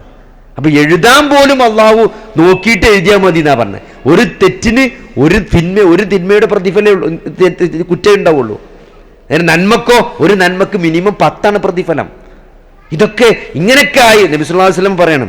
ഒരാൾ നബിന്റെ സദസ്സിലേക്ക് വരികയാണ്, എന്നിട്ട് ഇസ്ലാമിനെ പറ്റി പറഞ്ഞു കൊടുക്കാൻ പറയാണ്. ഒരു അറബി വന്നിട്ട് നബിനോട് ചോദിക്കണ്, ഒരു കാട്ടറബി വന്നിട്ട് നബിനോട് ചോദിക്കാണ്, എന്താണ് ഇസ്ലാം? അപ്പൊ അള്ളാഹുവിനെ മാത്രം ആരാധിക്കണം. ശരി, അല്ലാത്ത ഒരാളെ ഞാൻ ആരാധിക്കൂല. അപ്പൊ പറഞ്ഞു 5 നേരം നമസ്കരിക്കണം എന്നാണ്. ശരി, 5 നേരം മാത്രം നിസ്കരിച്ചു. ഇനി ഒരു വക്ത് കൂട്ടൂല, ഒരു വക്ത് കുറക്കൂല, ഒരു സുന്നത്ത് പോലും ഞാൻ നിസ്കരിച്ചില്ല, 5 വക്ത് നിസ്കരിച്ചു. സക്കാത്ത് കൊടുക്കണം, പൈസ ഉണ്ടെങ്കിൽ വരുമാനത്തിൽ ഇത്ര ഉണ്ടെങ്കിൽ സക്കാത്ത് കൊടുക്കണം. ശരി, റമളാൻ മാസം നോമ്പ് നോൽക്കണം, ഹജ്ജ് ചെയ്യണം. ഇതിന്റെ അപ്പുറത്തേക്ക് ഇല്ലല്ലോ എന്നല്ല, ഇത് ഞാൻ ചെയ്യും, ഇതിന്റെ അപ്പുറത്തേക്ക് ഞാൻ ചെയ്യൂല എന്നാണ്. ആ പോണ ആളെ ചൂണ്ടിക്കാണിച്ച് ഇസ്ലാം പറയണ അയാൾ സ്വർഗത്തിലാന്നാ പറഞ്ഞത്. അപ്പൊ നമ്മൾ ചെയ്യണത് കുറവാണെങ്കിലും ഉള്ളത് ഇഖ്ലാസോട് കൂടി നല്ല നിയ്യത്തോടു കൂടി ചെയ്യാൻ ശ്രമിക്കുക. കാരണം നമ്മുടെ കർമ്മങ്ങൾ മുഴുവൻ രേഖപ്പെടുത്തുക നിയ്യത്തിനനുസരിച്ചാണ്. അള്ളാഹുവിൻ്റെ വജ്ഹ് ഉദ്ദേശിച്ചുകൊണ്ടാണ് നമ്മൾ കർമ്മങ്ങൾ ചെയ്യുന്നത് എന്നുണ്ടെങ്കിൽ അതിന് നല്ല പ്രതിഫലം ഉണ്ടാവും. അള്ളാഹു അല്ലാത്ത ഒരാളുടെ തൃപ്തി ആഗ്രഹിച്ചാൽ അതിന് യാതൊരു പ്രതിഫലവും ഉണ്ടാവില്ല. എന്താണ് അള്ളാഹുവിൻ്റെ വജ്ഹ് ആഗ്രഹിച്ചുകൊണ്ടാണ്, അല്ലെങ്കിൽ എന്ന് സൂറത്തു ഇൻസാനിലെ ആയത്തുണ്ടല്ലോ ഭക്ഷണം കൊടുക്കുന്നതിനെ പറ്റി, സാധുക്കൾക്ക് ഭക്ഷണം നൽകുന്നത് നിന്റെ അള്ളാഹുവിൻ്റെ വജ്ഹ് ആഗ്രഹിച്ച്. ആ ആയത്തിൻ്റെ തഫ്സീറിൽ ഇബ്നു തൈമിയ പറയുന്നുണ്ട്, ഈ ചില ആളുകൾ സ്വതക്കയും ദാനങ്ങളൊക്കെ കൊടുക്കുമ്പം, മിസ്കീന്മാർക്ക് ഭക്ഷണം കൊടുക്കുകയൊക്കെ ചെയ്യുമ്പം പ്രാർത്ഥനക്ക് വസിയത്ത് ചെയ്യും അല്ലേ. ചിലക്കറിയും നിങ്ങളൊന്നും വേണം, നിങ്ങളുടെ ഞാൻ ഒന്നും പ്രതീക്ഷിക്കില്ല, നിങ്ങൾ എൻ്റെ കാര്യത്തിൽ പടച്ചവനോടൊന്ന് ദ്വാരുന്നാൽ മതിയാറ്, നിങ്ങൾ ദ്വാരക്കുമ്പോൾ എൻ്റെ കാര്യം കൂടി ഒന്ന് പറഞ്ഞാൽ മതി, വേറൊന്നും ഞങ്ങളുടെ അടുത്ത് എന്ത് ചെയ്യില്ല ആഗ്രഹിക്കില്ല എന്ന് ചില ആളുകൾ സ്വതക്ക കൊടുക്കുമ്പോഴും ചില ആളുകൾ ദാനധർമ്മങ്ങൾ ചെയ്യുമ്പോഴും സ്വതക്ക കൊടുക്കുമ്പോഴൊക്കെ ചിലപ്പം പറയുന്നത് പടച്ചോൻ്റെ അടുത്ത് ഉള്ള പ്രതിഫലം മാത്രമേ ഞാൻ നിങ്ങളുടെ അടുത്ത് നിന്ന് വേറൊന്നും ഞാൻ ആഗ്രഹിക്കില്ല, നിങ്ങൾ എൻ്റെ കാര്യത്തിലൊന്ന് ദ്വാരുന്നാൽ മതി എന്ന് പറയും. അതുപോലും പറയാൻ പാടില്ല എന്നാണ്. അത് പറഞ്ഞാലും അതിനെന്തില്ല, അതിന് ഇഖ്ലാസില്ല. അയാളുടെ പ്രാർത്ഥനയ്ക്ക് വേണ്ടിയല്ല നമ്മൾ കൊടുത്തത്, അള്ളാഹുവിൻ്റെ പ്രതിഫലം മാത്രം ആഗ്രഹിച്ചിട്ട് നമ്മൾ കൊടുത്തത്. ആ ഒരു പ്രാർത്ഥന കൊണ്ട് പോലും വസിയത്ത് ചെയ്യരുത് എന്നാണ് സ്വതക്ക കൊടുക്കുമ്പോൾ. അപ്പോഴേ ഇഖ്ലാസ് ഉണ്ടാവുള്ളൂ എന്നാണ്. അപ്പോൾ ഓരോ ചെയ്യുന്ന കാര്യങ്ങൾ അത് എത്ര ചെറുതാണെങ്കിലും അത് ഇഖ്ലാസോടുകൂടി അള്ളാഹുവിൻ്റെ വജ്ഹ് ആഗ്രഹിച്ചുകൊണ്ട് അത് ചെയ്യാൻ നമ്മൾ പരമാവധി ശ്രമിക്കുക എന്നുള്ളതാണ്. അല്ലെങ്കിൽ ആ ഇഖ്ലാസ് നഷ്ടപ്പെട്ട് കഴിഞ്ഞാൽ നമുക്ക് പ്രതിഫലം കുറഞ്ഞു പോകും. അപ്പോൾ ഇങ്ങനെ നമ്മൾ അള്ളാഹുവിൻ്റെ ഈ പ്രതിഫലം കാര്യങ്ങളൊക്കെ നോക്കുമ്പോൾ നമുക്ക് മനസ്സിലാകുക എന്താ വെച്ചാൽ നമ്മൾ നരകത്ത് പോകാനാണ് കൂടുതൽ ചാൻസ് കുറവ്. ഒരാൾ നല്ല ഇഖ്ലാസോടുകൂടി തൗഹീദുള്ള ഒരാൾ മുന്നോട്ട് പോയി കഴിഞ്ഞാൽ നരകത്ത് പോകാൻ സാധ്യത കുറവാണ്. കാരണം എന്താ വെച്ചാൽ ഈ പറഞ്ഞ പോലെ നന്മകൾക്ക് കൂടുതൽ പ്രതിഫലമാണ്, തിന്മകൾക്ക് ഒരു കുറ്റേ ഉള്ളൂ. മാത്രമല്ല തിന്മകൾ ആകാശത്തിൻ്റെ ഉച്ചിയോളം നിങ്ങൾ പാപങ്ങൾ ചെയ്താലും അള്ളാഹു പുറത്തു തരുന്നതാണ്. ശിർക്കല്ലാത്ത ഏത് പാപവും നിങ്ങൾ ആത്മാർത്ഥമായിട്ട് പശ്ചാത്തപിച്ചു കഴിഞ്ഞാൽ അള്ളാഹു പുറത്തു തരും. ശിർക്കും നമ്മൾ പശ്ചാത്തപിച്ച് തൗഹീദിലേക്ക് മടങ്ങിയാൽ പടച്ചോൻ പുറത്തു തരും. അപ്പൊ നിങ്ങൾ ആലോചിച്ച് നോക്കി, ഇത്ര വലിയ സ്കീം, നിങ്ങൾ ആകാശത്തിൻ്റെ ഉച്ചിയോളം നിങ്ങൾ പാപങ്ങൾ, സമുദ്രത്തിലെ നുരകളോളം നിങ്ങൾ പാപങ്ങൾ ചെയ്താലും നിങ്ങൾക്ക് റഹ്മാനായ ഒരു റബ്ബിനെ അവിടെ കണ്ടെത്താമെന്നാണ്. അള്ളാഹുവിലേക്ക് ഖേദിച്ച് മടങ്ങിയിട്ട് നിലപാട് നന്നാക്കി തീർത്ത് ബാക്കിയുള്ള കാലത്ത് നല്ല രൂപത്തിൽ സൽക്കർമ്മങ്ങൾ വർദ്ധിപ്പിച്ച് ജീവിച്ചാലേ അത് കിട്ടുള്ളൂ. പശ്ചാത്തപിച്ചു എന്നതുകൊണ്ട് നമുക്ക് കിട്ടില്ല. ഒരാളുടെ പശ്ചാത്താപം സ്വീകരിച്ചോ ഇല്ലേന്ന് എങ്ങനെ മനസ്സിലാക്കുക? അതാണ് മനസ്സിലാക്കേണ്ടത്. നമ്മൾ പശ്ചാത്തപിച്ചു, കുറേ തെറ്റുകൾ നമ്മളിന്ന് വന്നു പോയിട്ടുണ്ട്, നമ്മൾ തൗബ ചെയ്തു, നമ്മൾ ഇസ്തിഗ്ഫാർ വർദ്ധിപ്പിച്ചു, അള്ളാഹു അത് സ്വീകരിച്ചിട്ടുണ്ട് എന്ന് മനസ്സിലാക്കാനുള്ള അടയാളം എന്താണ്? നമ്മൾ തൗബ ചെയ്തതിന് ശേഷം, പശ്ചാത്തപിച്ചതിന് ശേഷം നമ്മളെ ജീവിതം പരിശോധിച്ച് കഴിഞ്ഞാൽ നമ്മൾ നന്മകളിൽ മുന്നേറുന്നൊരു ജീവിതമായിരിക്കും. തിന്മകളോട് രാജിയായിട്ടുണ്ടാവും. പിന്നെ നമ്മൾ ചെയ്തു പോയ തിന്മകളെ പശ്ചാത്തപിച്ച് കഴിഞ്ഞാൽ പിന്നെ അതിലേക്ക് മടങ്ങുന്നൊരവസ്ഥ ഉണ്ടാവില്ല. പിന്നെ നമ്മൾ നന്മകൾ കൂടുതൽ വർദ്ധിപ്പിച്ച് നിലപാട് നന്നാക്കി തീർത്തിട്ടാണ് പിന്നെ നമ്മൾ ജീവിക്കുക. അങ്ങനെ ജീവിതം കാഴ്ചവെച്ച ഒരാളുടെ പശ്ചാത്താപം അള്ളാഹു സ്വീകരിച്ചിട്ടുണ്ടാവുന്നതാണ്. അപ്പം അതുകൊണ്ട് നമ്മൾ എന്ത് ചെയ്യുക, അതിലൊക്കെ ഈ മരണത്തിന് ശേഷം ഒരു ജീവിതമുണ്ട് എന്ന ഒരു നിലപാടിൽ നമ്മൾ ജീവിക്കാൻ ശ്രമിക്കുമ്പോഴാണ് നമുക്കിതിൽ എന്താ പറയുക, ക്ഷമിക്കാനുള്ളൊരു കഴിവ് കിട്ടുള്ളൂ. ഈ ജീവിതത്തെപ്പറ്റി ശക്തമായ ഒരു കാഴ്ചപ്പാട് നമുക്കുണ്ടാക്കാൻ സാധിക്കുള്ളൂ. അതിന് വേണ്ടിയിട്ടാണ് അള്ളാഹു സുബ്ഹാനഹു വ തആല ഈ ദീൻ തന്നെ ഡിസൈൻ ചെയ്തിട്ടുള്ളത്. നിങ്ങൾ നോക്കി, ഓരോ ആരാധനകളും, നമസ്കാരമാകട്ടെ, നോമ്പാകട്ടെ, സ്വതക്കയാകട്ടെ, ഹജ്ജാകട്ടെ, ഇതൊക്കെ എന്തിനാണ്? ഇതൊക്കെ മനുഷ്യനെ സംബന്ധിച്ചിടത്തോളം അവൻ്റെ ദൈനംദിന ജീവിതത്തിൽ അവൻ മുന്നോട്ട് പോകുമ്പം അവന് സംഭവിക്കുന്ന നമ്മൾ ഈ ദുനിയാവിൽ നിന്ന് കെട്ടിമറിയുമ്പോൾ സ്വാഭാവികമായിട്ടും നമുക്ക് ചില ആൾക്കാരോട് ദേഷ്യം വരും, ചില ആൾക്കാരോട് അസൂയ വരും, ചില ആൾക്കാരോട് നമ്മൾ ചിലപ്പം മാനുഷികമായ കുറേ പരിമിതി, ന്യൂനതകളും പ്രയാസങ്ങളൊക്കെ, തെറ്റുകളൊക്കെ നമ്മളുടെ നിന്ന് സംഭവിച്ചു പോകും. അങ്ങനെയാണ് ഈ ദുനിയാവ് ഡിസൈൻ ചെയ്തിരിക്കുന്നത്. അങ്ങനെയാണ് ഇബ്ലീസ് നമ്മുടെ ജീവിതത്തിൽ ഇടപെട്ടുകൊണ്ടിരിക്കുന്നത്. അപ്പം അതിനൊക്കെ ഒരു പാപ പരിഹാരം എന്ന നിലക്കാണ് നമ്മളെ ഓരോ ആരാധനകളും അള്ളാഹു നമുക്ക് വെച്ചിട്ടുള്ളത്. 5 നേരത്തെ നിസ്കാരം, അതിനുവേണ്ടി നമ്മൾ ഒന്നുകൊടുക്കുന്നത്, നമ്മൾ സുന്നത്ത് നമസ്കരിക്കുന്നത്, നമ്മൾ നോമ്പ് നോൽക്കുന്നത്, വെള്ളിയാഴ്ച വല്ല ജുമുഅ, അതേപോലെ തന്നെ ഉംറ, ഹജ്ജ്, ഇതൊക്കെ എന്താണ്? ഇതൊക്കെ നമ്മൾ ഈ ജീവിതത്തിൽ മുന്നോട്ട് പോകുമ്പോൾ നമുക്ക് സംഭവിക്കുന്ന ചെറുതും വലുതുമായ പാപങ്ങളിൽ നിന്ന് നമ്മളെ സംരക്ഷിക്കാനും അതിൽ നിന്ന് മോചനം നൽകാനുമാണ് ഈ ഇബാദത്തുകളൊക്കെ അള്ളാഹു സെറ്റ് ചെയ്ത് വെച്ചിരിക്കുന്നത്. നന്നായി ഒന്നെടുത്ത് 2 റക്അത്ത് നിസ്കരിച്ചാൽ തന്നെ അള്ളാഹു പാപങ്ങൾ പുറത്തു തരും, അല്ലേ? ഇപ്പോൾ ഒളുവിന് ശേഷമുള്ള നമ്മുടെ ഇതുണ്ട്, എന്താണ്, ബാങ്കിന് ശേഷമുള്ള പ്രാർത്ഥന ഉണ്ട്. ബാങ്കിന് ശേഷമുള്ള പ്രാർത്ഥന ഒരാൾ ചൊല്ലിയാൽ അയാൾക്ക് എന്താണ്, സ്വർഗത്തിൻ്റെ 8 കവാടങ്ങളിൽ ഏത് കവാടങ്ങളിലൂടെ വേണമെങ്കിലും എന്ത് ചെയ്യാൻ പറ്റും? സ്വർഗത്തിൽ ബാങ്കല്ല ഒന്നുകൊണ്ട് തോന്നുന്നുണ്ട്. അപ്പൊ അങ്ങനെ ഒരു പ്രാർത്ഥനയ്ക്ക് അങ്ങനെ ഒരു പ്രതിഫലം. ഇപ്പോൾ ഓരോ ഫർള് നമസ്കാരത്തിന് ശേഷവും ആയത്തുൽ കുർസി ഓതുക, അല്ലെ? ഫർള് നമസ്കാരത്തിന് ശേഷം ആയത്തുൽ കുർസി ഓതുന്ന ആളുകൾക്ക് അവരുടെയും അവരുടെ സ്വർഗത്തിൻ്റെയും ഇടയിലുള്ള തടസ്സം അവരുടെ മരണം മാത്രമാണെന്നാണ്. ആലോചിച്ച് നോക്കി, ഒരാളുടെ സ്വർഗപ്രവേശനത്തിനുള്ള തടസ്സം എന്താണ്? അവരുടെ മരണം മാത്രം എന്ന് പറഞ്ഞാൽ മരിച്ചാൽ നേരെ സ്വർഗത്തേക്ക് പോകുന്നതാണ്. എല്ലാ ഫർള് നമസ്കാരത്തിൻ്റെ ശേഷവും ആയത്തുൽ കുർസി ഓതുന്ന ഒരാളെ സംബന്ധിച്ചിടത്തോളം അയാൾക്ക് കിട്ടാനിരിക്കുന്ന പ്രതിഫലം അതാണ്. സയ്യിദുൽ ഇസ്തിഗ്ഫാർ എന്ന പ്രാർത്ഥന ഉണ്ട് രാവിലെ ചെല്ലുമ്പം, അല്ലേ? അല്ലാഹുമ്മ അൻത റബ്ബി ലാ ഇലാഹ ഇല്ലാ അൻത ഖലഖ്തനി വഅന അബ്ദുക വഅന അലാ അഹ്ദിക വഅദിക മസ്തത. സയ്യിദുൽ ഇസ്തിഗ്ഫാറിൻ്റെ പ്രാർത്ഥന ഒരാൾ ചൊല്ലിക്കഴിഞ്ഞാൽ എന്താണ്, രാവിലെ ചൊല്ലിയാൽ വൈകുന്നേരത്തിന് മുമ്പ് അയാൾ മരണപ്പെട്ട അയാൾ സ്വർഗത്തിലാണെന്നാണ്. വൈകുന്നേരം ആ പ്രാർത്ഥന ചൊല്ലിയാൽ രാവിലെ നേരം വെളുക്കുന്നതിന് മുമ്പ് അയാൾ മരണപ്പെട്ടാൽ അയാൾ സ്വർഗത്തിലാണെന്നാണ്. അപ്പോൾ ഇതൊക്കെ എന്തിനാണ്? ഇതൊക്കെ നമ്മളെ സ്വർഗപ്രവേശനം എളുപ്പമാക്കി നമ്മളെ ജീവിതം പരലോകത്ത് നമ്മളെ രക്ഷപ്പെടുത്താൻ വേണ്ടി അത്ര ഈസി ആയിട്ട് അള്ളാഹു വെച്ച കാര്യങ്ങളാണ്.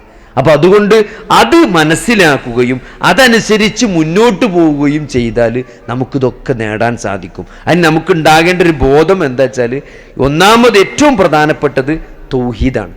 തൗഹീദ്, അത് നമ്മൾ പ്രത്യേകം മനസ്സിലാക്കുക. ഒരു ഷിർക്ക്, ജീവിതത്തിൽ ഒരിക്കലും ഷിർക്ക് വരാൻ പാടില്ല. എന്തൊക്കെ നമുക്ക് മാനസികമായ പ്രതിസന്ധികൾ വന്നാലും ഷിർക്കിലേക്ക്, പോലെ നമ്മളെ 2 കുട്ടികൾ ആക്സിഡൻ്റായി മരിച്ചു, നമ്മളെ 3ാമത്തെ കുട്ടിക്ക് മാനസികമായി, അല്ലെ? ഭാര്യയ്ക്ക് ക്യാൻസർ വന്നു, അങ്ങനെയൊക്കെ ആളുകൾ ജീവിച്ചിട്ടുണ്ടിട്ടുണ്ട് ഇവിടെ.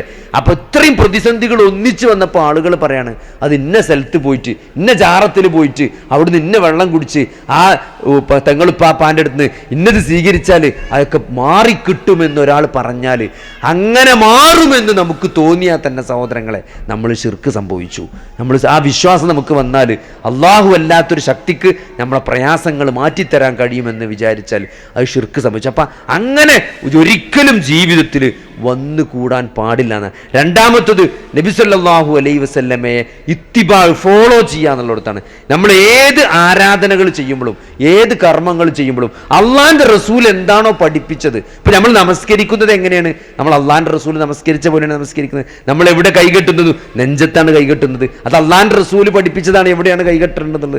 അതേപോലെ തന്നെ എങ്ങനെയാണ് നമസ്കരിക്കേണ്ടത്, എങ്ങനെയാണ് ഓരോ ആരാധനകളും ചെയ്യേണ്ടത് എന്ന് അള്ളാഹുവിൻ്റെ റസൂൽ നേരത്തെ പഠിപ്പിച്ചതാണ്. അത് ആ പഠിപ്പിച്ച രൂപത്തിൽ നിർവഹിച്ചാൽ മാത്രമേ നമുക്ക് പ്രതിഫലം കിട്ടുള്ളൂ. ഇപ്പം നമ്മൾ എന്തുകൊണ്ടാണ് റബീഉൽ അവ്വൽ ആചരിക്കാത്തത്? നബിദിനം നമ്മൾ എന്തുകൊണ്ടാണ് ആഘോഷിക്കാത്തത്? നബിദിനത്തിന് നമ്മൾ എന്തുകൊണ്ടാണ് പായസം വെക്കാത്തത്? എന്തുകൊണ്ടാണ് കുട്ടൻ ബിരിയാണി ഉണ്ടാക്കാത്തത്?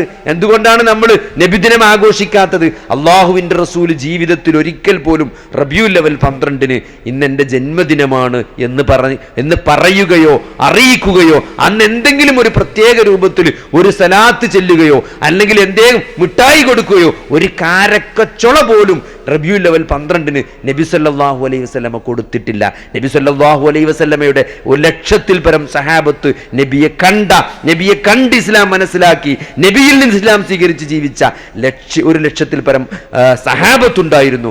അവരാരും അങ്ങനെ ചെയ്തിട്ടില്ല സഹോദരങ്ങളെ. എന്തിനേറെ നബി സല്ലല്ലാഹു അലൈഹി വസല്ലമ വഫാത്തായതിനു ശേഷം, നബി സല്ലല്ലാഹു അലൈഹി വസല്ലമ മരണപ്പെട്ടതിന് ശേഷം ബിലാൽ ഇബ്നു റബാഹ് റളിയല്ലാഹു അൻഹു ബാങ്ക് വിളിച്ചിട്ടില്ല. എന്താ കാരണം? നബി സ്വല്ലല്ലാഹു അലൈഹി വസല്ലം മരിച്ചതിന് ശേഷം ബിലാൽ ബാങ്ക് വിളിച്ചിട്ടില്ല. കാരണം അഷ്ഹദു അന്ന മുഹമ്മദുർ റസൂലുള്ളാ എന്ന് പറയുമ്പം അവിടുന്ന് ബിലാലിന് കരഞ്ഞിട്ട് മുഹമ്മദുർ റസൂലുള്ളാ എന്ന വാക്ക് കരഞ്ഞുകൊണ്ട് ഉച്ചരിച്ച് പിന്നെ അവിടുന്ന് ഇങ്ങോട്ട് ബാങ്ക് പൂർത്തിയാക്കാൻ ബിലാലിന് കഴിയാറില്ല.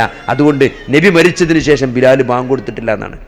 അത്രയും സ്നേഹം ഉണ്ടായിരുന്നു ബിലാലിന് നബി സല്ലല്ലാഹു അലൈഹി വസല്ലമയോട്. നമുക്കുള്ളതിൻ്റെയൊക്കെ ഇരട്ടി സ്നേഹം ഉണ്ടായിരുന്നു. ആ ബിലാൽ പോലും സഹോദരങ്ങളെ റബീഉൽ അവ്വൽ 12 ഒരു സലാത്ത് ചൊല്ലിയതായിട്ടോ ഒരു മുട്ടായി കൊടുത്തതായിട്ടോ ഒരു പായസം വിളമ്പിയതായിട്ടോ നമ്മൾ കാണുന്നില്ല.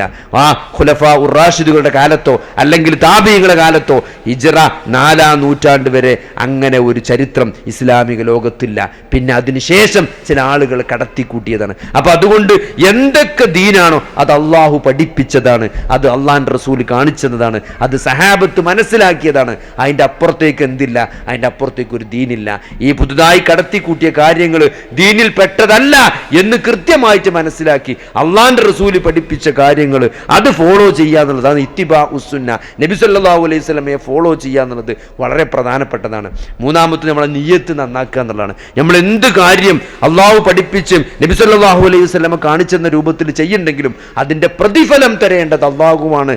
ആ അള്ളാഹുവിൻ്റെ പ്രതിഫലം ആഗ്രഹിച്ചുകൊണ്ടാണ് നമ്മൾ ചെയ്യുന്നത് എന്ന ഒരു കണിശത നമ്മൾ ജീവിതത്തിൽ ഉടനീളം പുലർത്തിപ്പോരുക എന്നുള്ളതാണ്. എങ്കിൽ മാത്രമേ സഹോദരങ്ങളെ നമുക്ക് ജീവിതത്തിൽ വിജയിക്കാൻ സാധിക്കുള്ളൂ.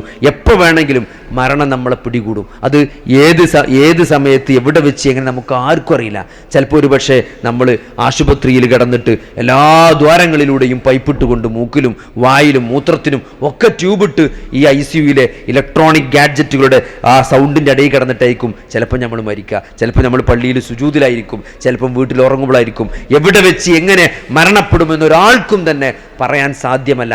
ഏതവസ്ഥയിൽ മരണപ്പെട്ടാലും ആ മരണം നമ്മൾ അള്ളാഹുവിൻ്റെ തൃപ്തിയോടുകൂടി ഈ തൗഹീദ് ലാ ഇലാഹ ഇല്ലല്ലാഹ് അനുസരിച്ച് ജീവിച്ചിട്ടുണ്ട് എന്ന ഒരു രൂപത്തിൽ നമുക്ക് മരണപ്പെടാൻ സാധിക്കണമെങ്കിൽ, ലാ ഇലാഹ ഇല്ലല്ലാഹ് ഉച്ചരിച്ച് നമുക്ക് മരിക്കാൻ സാധിക്കണമെങ്കിൽ സഹോദരങ്ങളെ, നമ്മൾ ഏത് പ്രതിസന്ധി വരുമ്പോഴും നമ്മൾ ലാ ഇലാഹ ഇല്ലല്ലാഹ് പറഞ്ഞ് പഠിക്കണം. അല്ലാതെ മരിക്കുന്ന സമയത്ത് മാത്രം ലാ ഇലാഹ ഇല്ലല്ലാഹ് വരൂല. പാർസലായിട്ട് ലാ ഇലാഹ ഇല്ലല്ലാഹ് ഒരാൾ പറഞ്ഞു തരാൻ വരില്ല. നമ്മൾ കൃത്യമായിട്ട് ഏത് പ്രതിസന്ധി വരുമ്പോഴും നമ്മൾ അള്ളാഹുവിനെ ഓർക്കുകയും അള്ളാഹുവിനെ സ്മരിക്കുകയും തസ്ബീഹുകളും തഹ്മീദുകളും തഹ്ലീലുകളും ഉച്ചരിച്ചു കൊണ്ടിരിക്കുകയും ചെയ്യുന്ന, അള്ളാഹുവിനെ സദാസമയം ശുക്ർ ചെയ്യുന്ന, ഓർമ്മിക്കുന്ന, ദിക്ർ ചെയ്യുന്ന ഒരു മനസ്സിന്, ഒരു നാവിന് മാത്രമേ മരിക്കണ സമയത്തും അത് ചെല്ലാൻ കിട്ടുള്ളൂ. അല്ലെങ്കിൽ ആര് ചെല്ലിത്തന്നാലും അത് ചെല്ലാൻ കഴിയൂല. അതങ്ങനെ ഒരു നിലപാടോടുകൂടി ജീവിക്കുകയും ആ നിലപാടോടുകൂടി നമ്മൾ കാര്യങ്ങൾ മനസ്സിലാക്കി ജീവിച്ച ആളുകൾക്ക് ആ മരിക്കാൻ സമയത്തും ആ നിലപാടിൽ മരിക്കാനും അത് പറയാനൊക്കെ സാധിക്കുള്ളൂ. അപ്പം എന്ത് പ്രയാസം പ്രതിസന്ധി ഉണ്ടാകുമ്പോഴും അള്ളാഹുവിനെ ഉച്ചരിക്കാൻ, അല്ലാഹു ലാ ഇലാഹ ഇല്ലല്ലാഹ്, അല്ലാഹു അക്ബർ, സുബ്ഹാനല്ലാഹ്, വൽഹംദുലില്ലാഹ്, വലാ ഇലാഹ ഇല്ലല്ലാഹു, അല്ലാഹു അക്ബർ, ലാ ഹൗല വലാ ഖുവത ഇല്ലാ, എത്രയോ ദിക്റുകളുണ്ട്. ഇതൊക്കെ യാത്ര ചെയ്യുമ്പോഴും വെറുതെക്കുമ്പോഴും ഇങ്ങനെ ഇടയ്ക്കിടയ്ക്ക് ഉച്ചരിച്ചുകൊണ്ട് അതൊരു ശീലമാക്കി മാറ്റുക. അതൊരു ശീലമാക്കി നമ്മൾ നാവിൻ തുമ്പത്ത് ചെറിയൊരു പ്രയാസം ഉണ്ടാകുമ്പോൾ നമ്മൾ അള്ളാഹിനെ ഓർക്കുന്ന രൂപത്തിൽ നമ്മൾ അങ്ങനെ ആയി മാറണം. എന്ന് വെച്ച് നമുക്ക് അള്ളാഹുവിനെ ഓർക്കാത്ത ഒരു സെക്കൻഡ് പോലും കഴിഞ്ഞു പോകില്ല. ഇപ്പോൾ ഇവിടെ ഞാൻ ഇവിടെ കയറുമ്പം ബിസ്മി ഹംദും സലാത്തും ചൊല്ലി, ഇത് അവസാനിപ്പിക്കുമ്പോഴും ചൊല്ലും. അതേപോലെ തന്നെ ഇത് കഴിഞ്ഞ് ഇവിടുന്ന് പള്ളിയിൽ പോകുമ്പോൾ പള്ളിക്ക് വലത് കാല് വെച്ച് കയറും അല്ലേ, പള്ളിയിൽ നമ്മൾ പ്രാർത്ഥന ഉച്ചരിച്ചുകൊണ്ട് പള്ളി കയറും, പള്ളിയിൽ നിന്ന് ഇറങ്ങും, വീട്ടിൽ ചെല്ലും, നമ്മൾ വണ്ടി കയറും. ഇങ്ങനെ സദാസമയവും അള്ളാഹുവിനെ നിരന്തരം ഓർമ്മിച്ചുകൊണ്ട് പടച്ചോനായിട്ടുള്ള കണക്ഷൻ എന്ന് പറഞ്ഞാൽ അത്രയും സുദൃഢമാകണം. ഒരു അനുഗ്രഹം നമ്മൾ കാണുകയും ആസ്വദിക്കുകയും ചെയ്യുമ്പം അത് പടച്ചോനെ സ്തുതിക്കുന്ന വേണം. ഇപ്പം നമ്മളെ വണ്ടി, നമ്മളെ മക്കള്, നമ്മൾ എന്തെല്ലാം അനുഗ്രഹങ്ങൾ ആസ്വദിക്കുന്നുണ്ടോ അതിനൊക്കെ നമ്മൾ പടച്ചോനെ ശുക്ർ ചെയ്തുകൊണ്ട് അങ്ങനെ സദാസമയവും അള്ളാഹുവിനെ ആലോചിച്ചുകൊണ്ട് അള്ളാഹുവിനെ ഓർമ്മിച്ചുകൊണ്ട് ജീവിക്കുന്ന ഒരാളെ സംബന്ധിച്ചിടത്തോളം ഈ ജീവിതം ഒരിക്കലും നഷ്ടാവില്ല. എന്ത് പ്രതിസന്ധിയും പ്രയാസം വന്നാലും അതൊക്കെ മുതൽക്കൂട്ടായി മാറി നാളെ വിചാരണയിൽ അതൊക്കെ നമ്മളെ പാപങ്ങൾ പരിഹരിക്കാൻ കാരണമായി, നമ്മുടെ ദറജകൾ ഉയർത്താൻ കാരണമായി. അങ്ങേയറ്റത്തെ പ്രതിഫലം നമ്മൾ പ്രാർത്ഥിച്ച കുറെ പ്രാർത്ഥനകൾ അതിനൊക്കെ അള്ളാഹു പ്രതിഫലം തരും. അത് ദുന്യവിയായ കാര്യത്തിന് പരീക്ഷ പാസ്സാകാൻ വേണ്ടി പ്രാർത്ഥിച്ചാണെങ്കിലും ഒരു ദുന്യാവിന്റെ എന്തെങ്കിലും ഒരു വിഭവങ്ങൾ കിട്ടാൻ വേണ്ടിയിട്ടും നമ്മൾ അള്ളാഹുവിനോടാണ് പ്രാർത്ഥിച്ചതെങ്കിൽ അതൊക്കെ ആരാധനയാണ്, അതൊക്കെ പ്രതിഫലം കിട്ടുമെന്നും ഉത്തരം കിട്ടാത്ത ഒട്ടനവധി പ്രാർത്ഥനകൾക്ക് നാളെ പടച്ചോൻ പരലോകത്ത് വെച്ച് അതിനൊക്കെ കണക്കില്ലാതെ പ്രതിഫലം നൽകുന്ന ഒരു വേദിയുണ്ട് എന്ന് കൃത്യമായിട്ട് മനസ്സിലാക്കിക്കൊണ്ട് ഈ ജീവിതത്തെ നമ്മൾ ക്രമപ്പെടുത്തുക. ഒരിക്കലും നഷ്ടമില്ലാത്ത കച്ചവടമാണ് ഈ ജീവിതം എന്ന് കൃത്യമായി തൗഹീദുള്ള സുന്നത്ത് ഫോളോ ചെയ്യുന്ന നല്ല ഇഖ്ലാസോടുകൂടി കർമ്മങ്ങൾ ചെയ്യുന്ന ഒരാളെ സംബന്ധിച്ചിടത്തോളം നാളെ വലിയ പ്രതീക്ഷയാണ്. ഏറ്റവും വലിയ നഷ്ടം എന്ന് പറഞ്ഞാൽ ഇവിടെ ദീനക്കനുസരിച്ച് ജീവിച്ചിട്ട് നാളെ ഏട് കയ്യിൽ കിട്ടുമ്പം അതിലെല്ലാ കർമ്മങ്ങളും നഷ്ടപ്പെടുന്ന ഒരവസ്ഥ എന്ന് പറഞ്ഞാൽ അവരാണ് നഷ്ടക്കാർ. അതിലേറ്റവും വലുത് ഷിർക്കാണ്.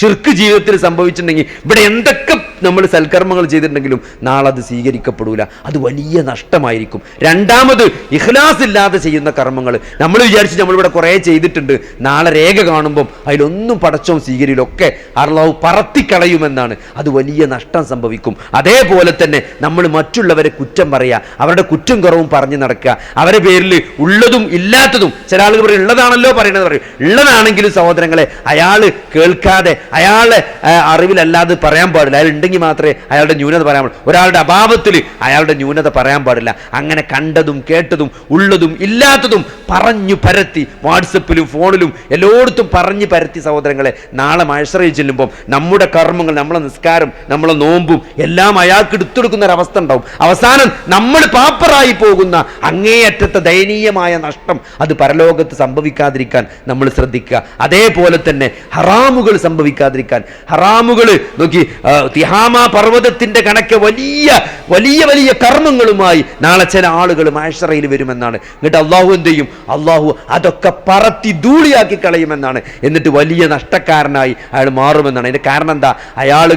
ആളുകൾ ജനങ്ങൾ കാണുമ്പോൾ നല്ലോണം പ്രവർത്തിക്കുകയും അയാൾ ആ ജനങ്ങളിൽ നിന്ന് ഒറ്റപ്പെടുന്ന സന്ദർഭത്തിൽ ഹറാമുകളിൽ വിഹരിക്കുകയും ചെയ്യുന്ന ഒരു അവസ്ഥ ആളുകൾക്കുണ്ടെങ്കിൽ അങ്ങനത്തെ ആളുകൾക്ക് നാളെ പരലോകത്ത് സംഭവിക്കാൻ പോണ കാര്യമാണത്. അതുകൊണ്ട് സഹോദരങ്ങൾ, അവരാണ് പാപ്പറായവൻ എന്നാണ് നബി സല്ലല്ലാഹു അലൈഹി വസല്ലം പറഞ്ഞത്. അതായത് ജനങ്ങൾ കാണുമ്പോൾ നല്ലോണം കർമ്മങ്ങൾ ചെയ്യുകയും ജനങ്ങൾ കാണാതിരിക്കുമ്പം തെറ്റുകളിൽ വിഹരിക്കുകയും ചെയ്യുന്ന ആളുകൾ, അവരുടെ കർമ്മങ്ങളൊക്കെ നാളെ അള്ളാഹു പറത്തിക്കളയുമെന്നാണ്. അതുകൊണ്ട് ഇതൊക്കെ നാളെ പരലോകത്ത് നഷ്ടം സംഭവിക്കാൻ പോകുന്ന ആളുകളാണ്. ഇതിലൊന്നും പെടാതിരിക്കാൻ നമ്മൾ നല്ല ശ്രദ്ധയോടുകൂടി ജീവിക്കുക. ഈ ഖുർആനാണ് നമ്മളെ വിജയത്തിൻ്റെ മാനദണ്ഡം. ആ ഖുർആൻ അനുസരിച്ച് നമ്മൾ ജീവിച്ചിട്ടില്ലെങ്കിൽ നമുക്ക് അങ്ങേയറ്റത്തെ നഷ്ടം ഉണ്ടാവും. അതുകൊണ്ട് ഖുർആൻ പഠിക്കാൻ ശ്രമിക്കുക, ഖുർആൻ ജീവിതത്തിൽ പകർത്താനും ശ്രമിക്കുക. കാരണം ഖുർആനാണ് അല്ലാഹു സുബ്ഹാനഹു വ തആല ഈ ലോകാവസാനം വരെയുള്ള ആളുകൾക്ക് വിജയത്തിൻ്റെ മാനദണ്ഡമായി, സത്യത്തിൻ്റെയും നീതിയുടെയും അതേപോലെ സത്യാസത്യ വിവേചനത്തിൻ്റെ മാനദണ്ഡമായി അവതരിപ്പിച്ച ഗ്രന്ഥമാണ് ഫുർഖാൻ അഥവാ ഖുർആൻ. അതുകൊണ്ട് അത് പഠിക്കണം. അതിൽ നിങ്ങൾ നോക്കി, അതിൽ അല്ലാഹു എത്ര കൃത്യമായിട്ടാണ് നരകവാസികളും സ്വർഗവാസികളും തമ്മിലുള്ള സംഭാഷണം, നരകക്കാരും സ്വർഗക്കാരും തമ്മിലുള്ള ഡയലോഗുണ്ട് ഖുർആനിൽ. എന്താണ്? നരകക്കാർ ചോദിക്കാണ് സ്വർഗക്കാരോട്, നിങ്ങൾ എന്താ ഇവിടെ, നമ്മളൊക്കെ ഒന്നായിരുന്നു, നിങ്ങൾ എന്താ ഇവിടെ, ഞങ്ങൾ ഇവിടെ ആയതെന്താ? അപ്പോൾ ഒരു പറയാണ്, ഞങ്ങളൊരു വിചാരണയെ പ്രതീക്ഷിക്കുന്നവരായിരുന്നു. സ്വർഗക്കാർ പറയാ, ഞങ്ങൾ ഈ സ്വർഗത്തിലെത്താനുള്ള കാരണം എന്താണ്? ഞങ്ങളൊരു വിചാരണയെ പ്രതീക്ഷിച്ചിരുന്നു, ഞങ്ങൾ നമസ്കരിക്കുന്നവരായിരുന്നു, ഞങ്ങൾ സ്വതക്ക കൊടുക്കുന്നവരായിരുന്നു, ഞങ്ങൾ അഗതികൾക്ക് മിസ്കീന്മാർക്ക് ഭക്ഷണം കൊടുക്കുന്നവരായിരുന്നു എന്നൊക്കെ സ്വർഗവാസികൾ നരകവാസികളോട് പറയാണ്. ഇതൊന്നും നടന്നതല്ല, ഇതൊക്കെ നടക്കാനിരിക്കുന്ന സംഭാഷണങ്ങളാണ്. ഈ നടക്കാനിരിക്കുന്ന സംഭാഷണങ്ങൾ ഇത്രയും കൃത്യമായിട്ട് അള്ളാഹു നമ്മളോട് പറയണ എന്തിനാണ്? അതിൽ നിന്ന് പാഠം ഉൾക്കൊണ്ടുകൊണ്ട് ആ സ്വർഗക്കാർ പറഞ്ഞ ഡയലോഗ് ഓർക്കാനാണ്. എന്താ കാരണം? ഞങ്ങൾ വിചാരണയെ പ്രതീക്ഷിക്കുന്നവരായിരുന്നു. അപ്പോൾ പ്രതീക്ഷിക്കുന്ന ആളുകൾ സ്വർഗത്തിലെത്തും, അതിനനുസരിച്ച് ജീവിച്ച ആൾക്കാർ സ്വർഗത്തിലെത്തും. ആ പ്രതീക്ഷിക്കാത്ത ഒരു നരകത്തിലാണ് പോവുക. ഇതൊക്കെ പടച്ചോൻ ഇതിനേക്കാൾ ഏറെ എങ്ങനെ പറഞ്ഞു തരുക സഹോദരങ്ങളെ? അതിനാണ് അള്ളാഹു ഖുർആൻ അവതരിച്ച്, അതിനാണ് അള്ളാഹു നബിയെ പറഞ്ഞയച്ചത്, അതിനാണ് ഖുർആൻ അറബി ഭാഷയിലാക്കിയത്.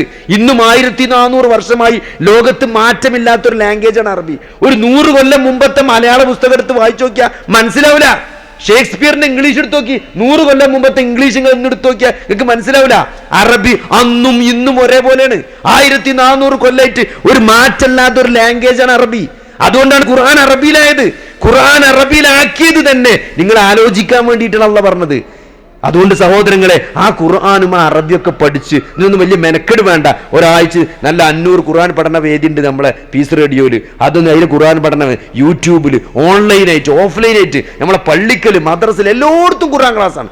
ഇതൊന്നും സഹോദരൻ, ഇതൊക്കെ നാളെ റബ്ബിന്റെ കോടതിയിൽ അള്ളാഹുവിനോട് എന്ത് ന്യായമാണ് പറയാ സഹോദരങ്ങളെ? അള്ളാഹുവിന്റെ റസൂല് അള്ളാഹു അവതരിപ്പിച്ച ഈ വഹി പഠിക്കാനോ മനസ്സിലാക്കാനോ ജീവിതത്തിൽ പകർത്താനോ ശ്രമിക്കാതെ മരണപ്പെട്ട ആ നരകത്തിൽ പതിക്കേണ്ടി വന്നാൽ എന്ത് കാരണമാണ് നമ്മൾ അള്ളാഹുവിനോട് ബോധിപ്പിക്കുക? ഇത്രയും സംവിധാനങ്ങളും സൗകര്യങ്ങളും ഉണ്ടായിട്ട് അത് പഠിച്ചില്ല. അതുകൊണ്ട് ഈ ഖുർആൻ പഠിക്കുക, തൗഹീദ് മനസ്സിലാക്കുക, അത് പ്രബോധനം ചെയ്യുക, അത് പ്രഖ്യാപിക്കണം, പറയേണ്ടടുത്ത് പറയണം. ഈ ജാറത്തിൽ കിടക്കുന്ന ആളുകൾ പ്രാർത്ഥന കേൾക്കൂല, അത് ശിർക്കാണ്, അത് നരകത്തിൽ പോണ കാര്യമാണെന്ന് പറയേണ്ടടുത്ത് നമ്മൾ പറയുന്നെ വേണം. അതാണ് ദഅവത്ത്. അതിൽ പ്രതിസന്ധികൾ ഉണ്ടാവും. ആ പ്രതിസന്ധികളിൽ അള്ളാഹുവിനെ തവക്കുൽ ചെയ്ത് നമ്മൾ മുന്നോട്ട് പോവുക. അതാണ് പ്രവാചകന്മാരുടെ പാരമ്പര്യം, അതാണ് പ്രവാചകന്മാരുടെ റൂട്ട്. അതിലൂടെയാണ് വിശ്വാസികൾ ചലിക്കേണ്ടത്. അള്ളാഹു നമുക്ക് തൗഫീഖ് നൽകുമാറാകട്ടെ. റബ്ബനാ ആതിനാ ഫിദ്ദുനിയ ഹസനതൻ വഫിൽ ആഖിറതി ഹസനതൻ വഖിനാ അദാബന്നാർ. അല്ലാഹുമ്മ ഗ്ഫിർ ലിൽ മുഅ്മിനീന വൽ മുഅ്മിനാത്ത് വൽ മുസ്ലിമീന വൽ മുസ്ലിമാത്ത്. അല്ലാഹുമ്മ അഇസ്സൽ ഇസ്ലാമ വൽ മുസ്ലിമീൻ വഅദിൽ الشرك والمشركين. ربنا ظلمنا أنفسنا وإن لم تغفر لنا وترحمنا لنكونن من الخاسرين. ربنا هب لنا من أزواجنا وذرياتنا قرة أعين واجعلنا للمتقين إماما. اللهم أحينا على الكتاب والسنة وأمتنا مع الإيمان والتوبة. توفنا مسلمين وألحقنا بالصالحين. آمين آمين برحمتك يا أرحم الراحمين. اللهم صل على محمد وعلى آل محمد والحمد لله رب العالمين.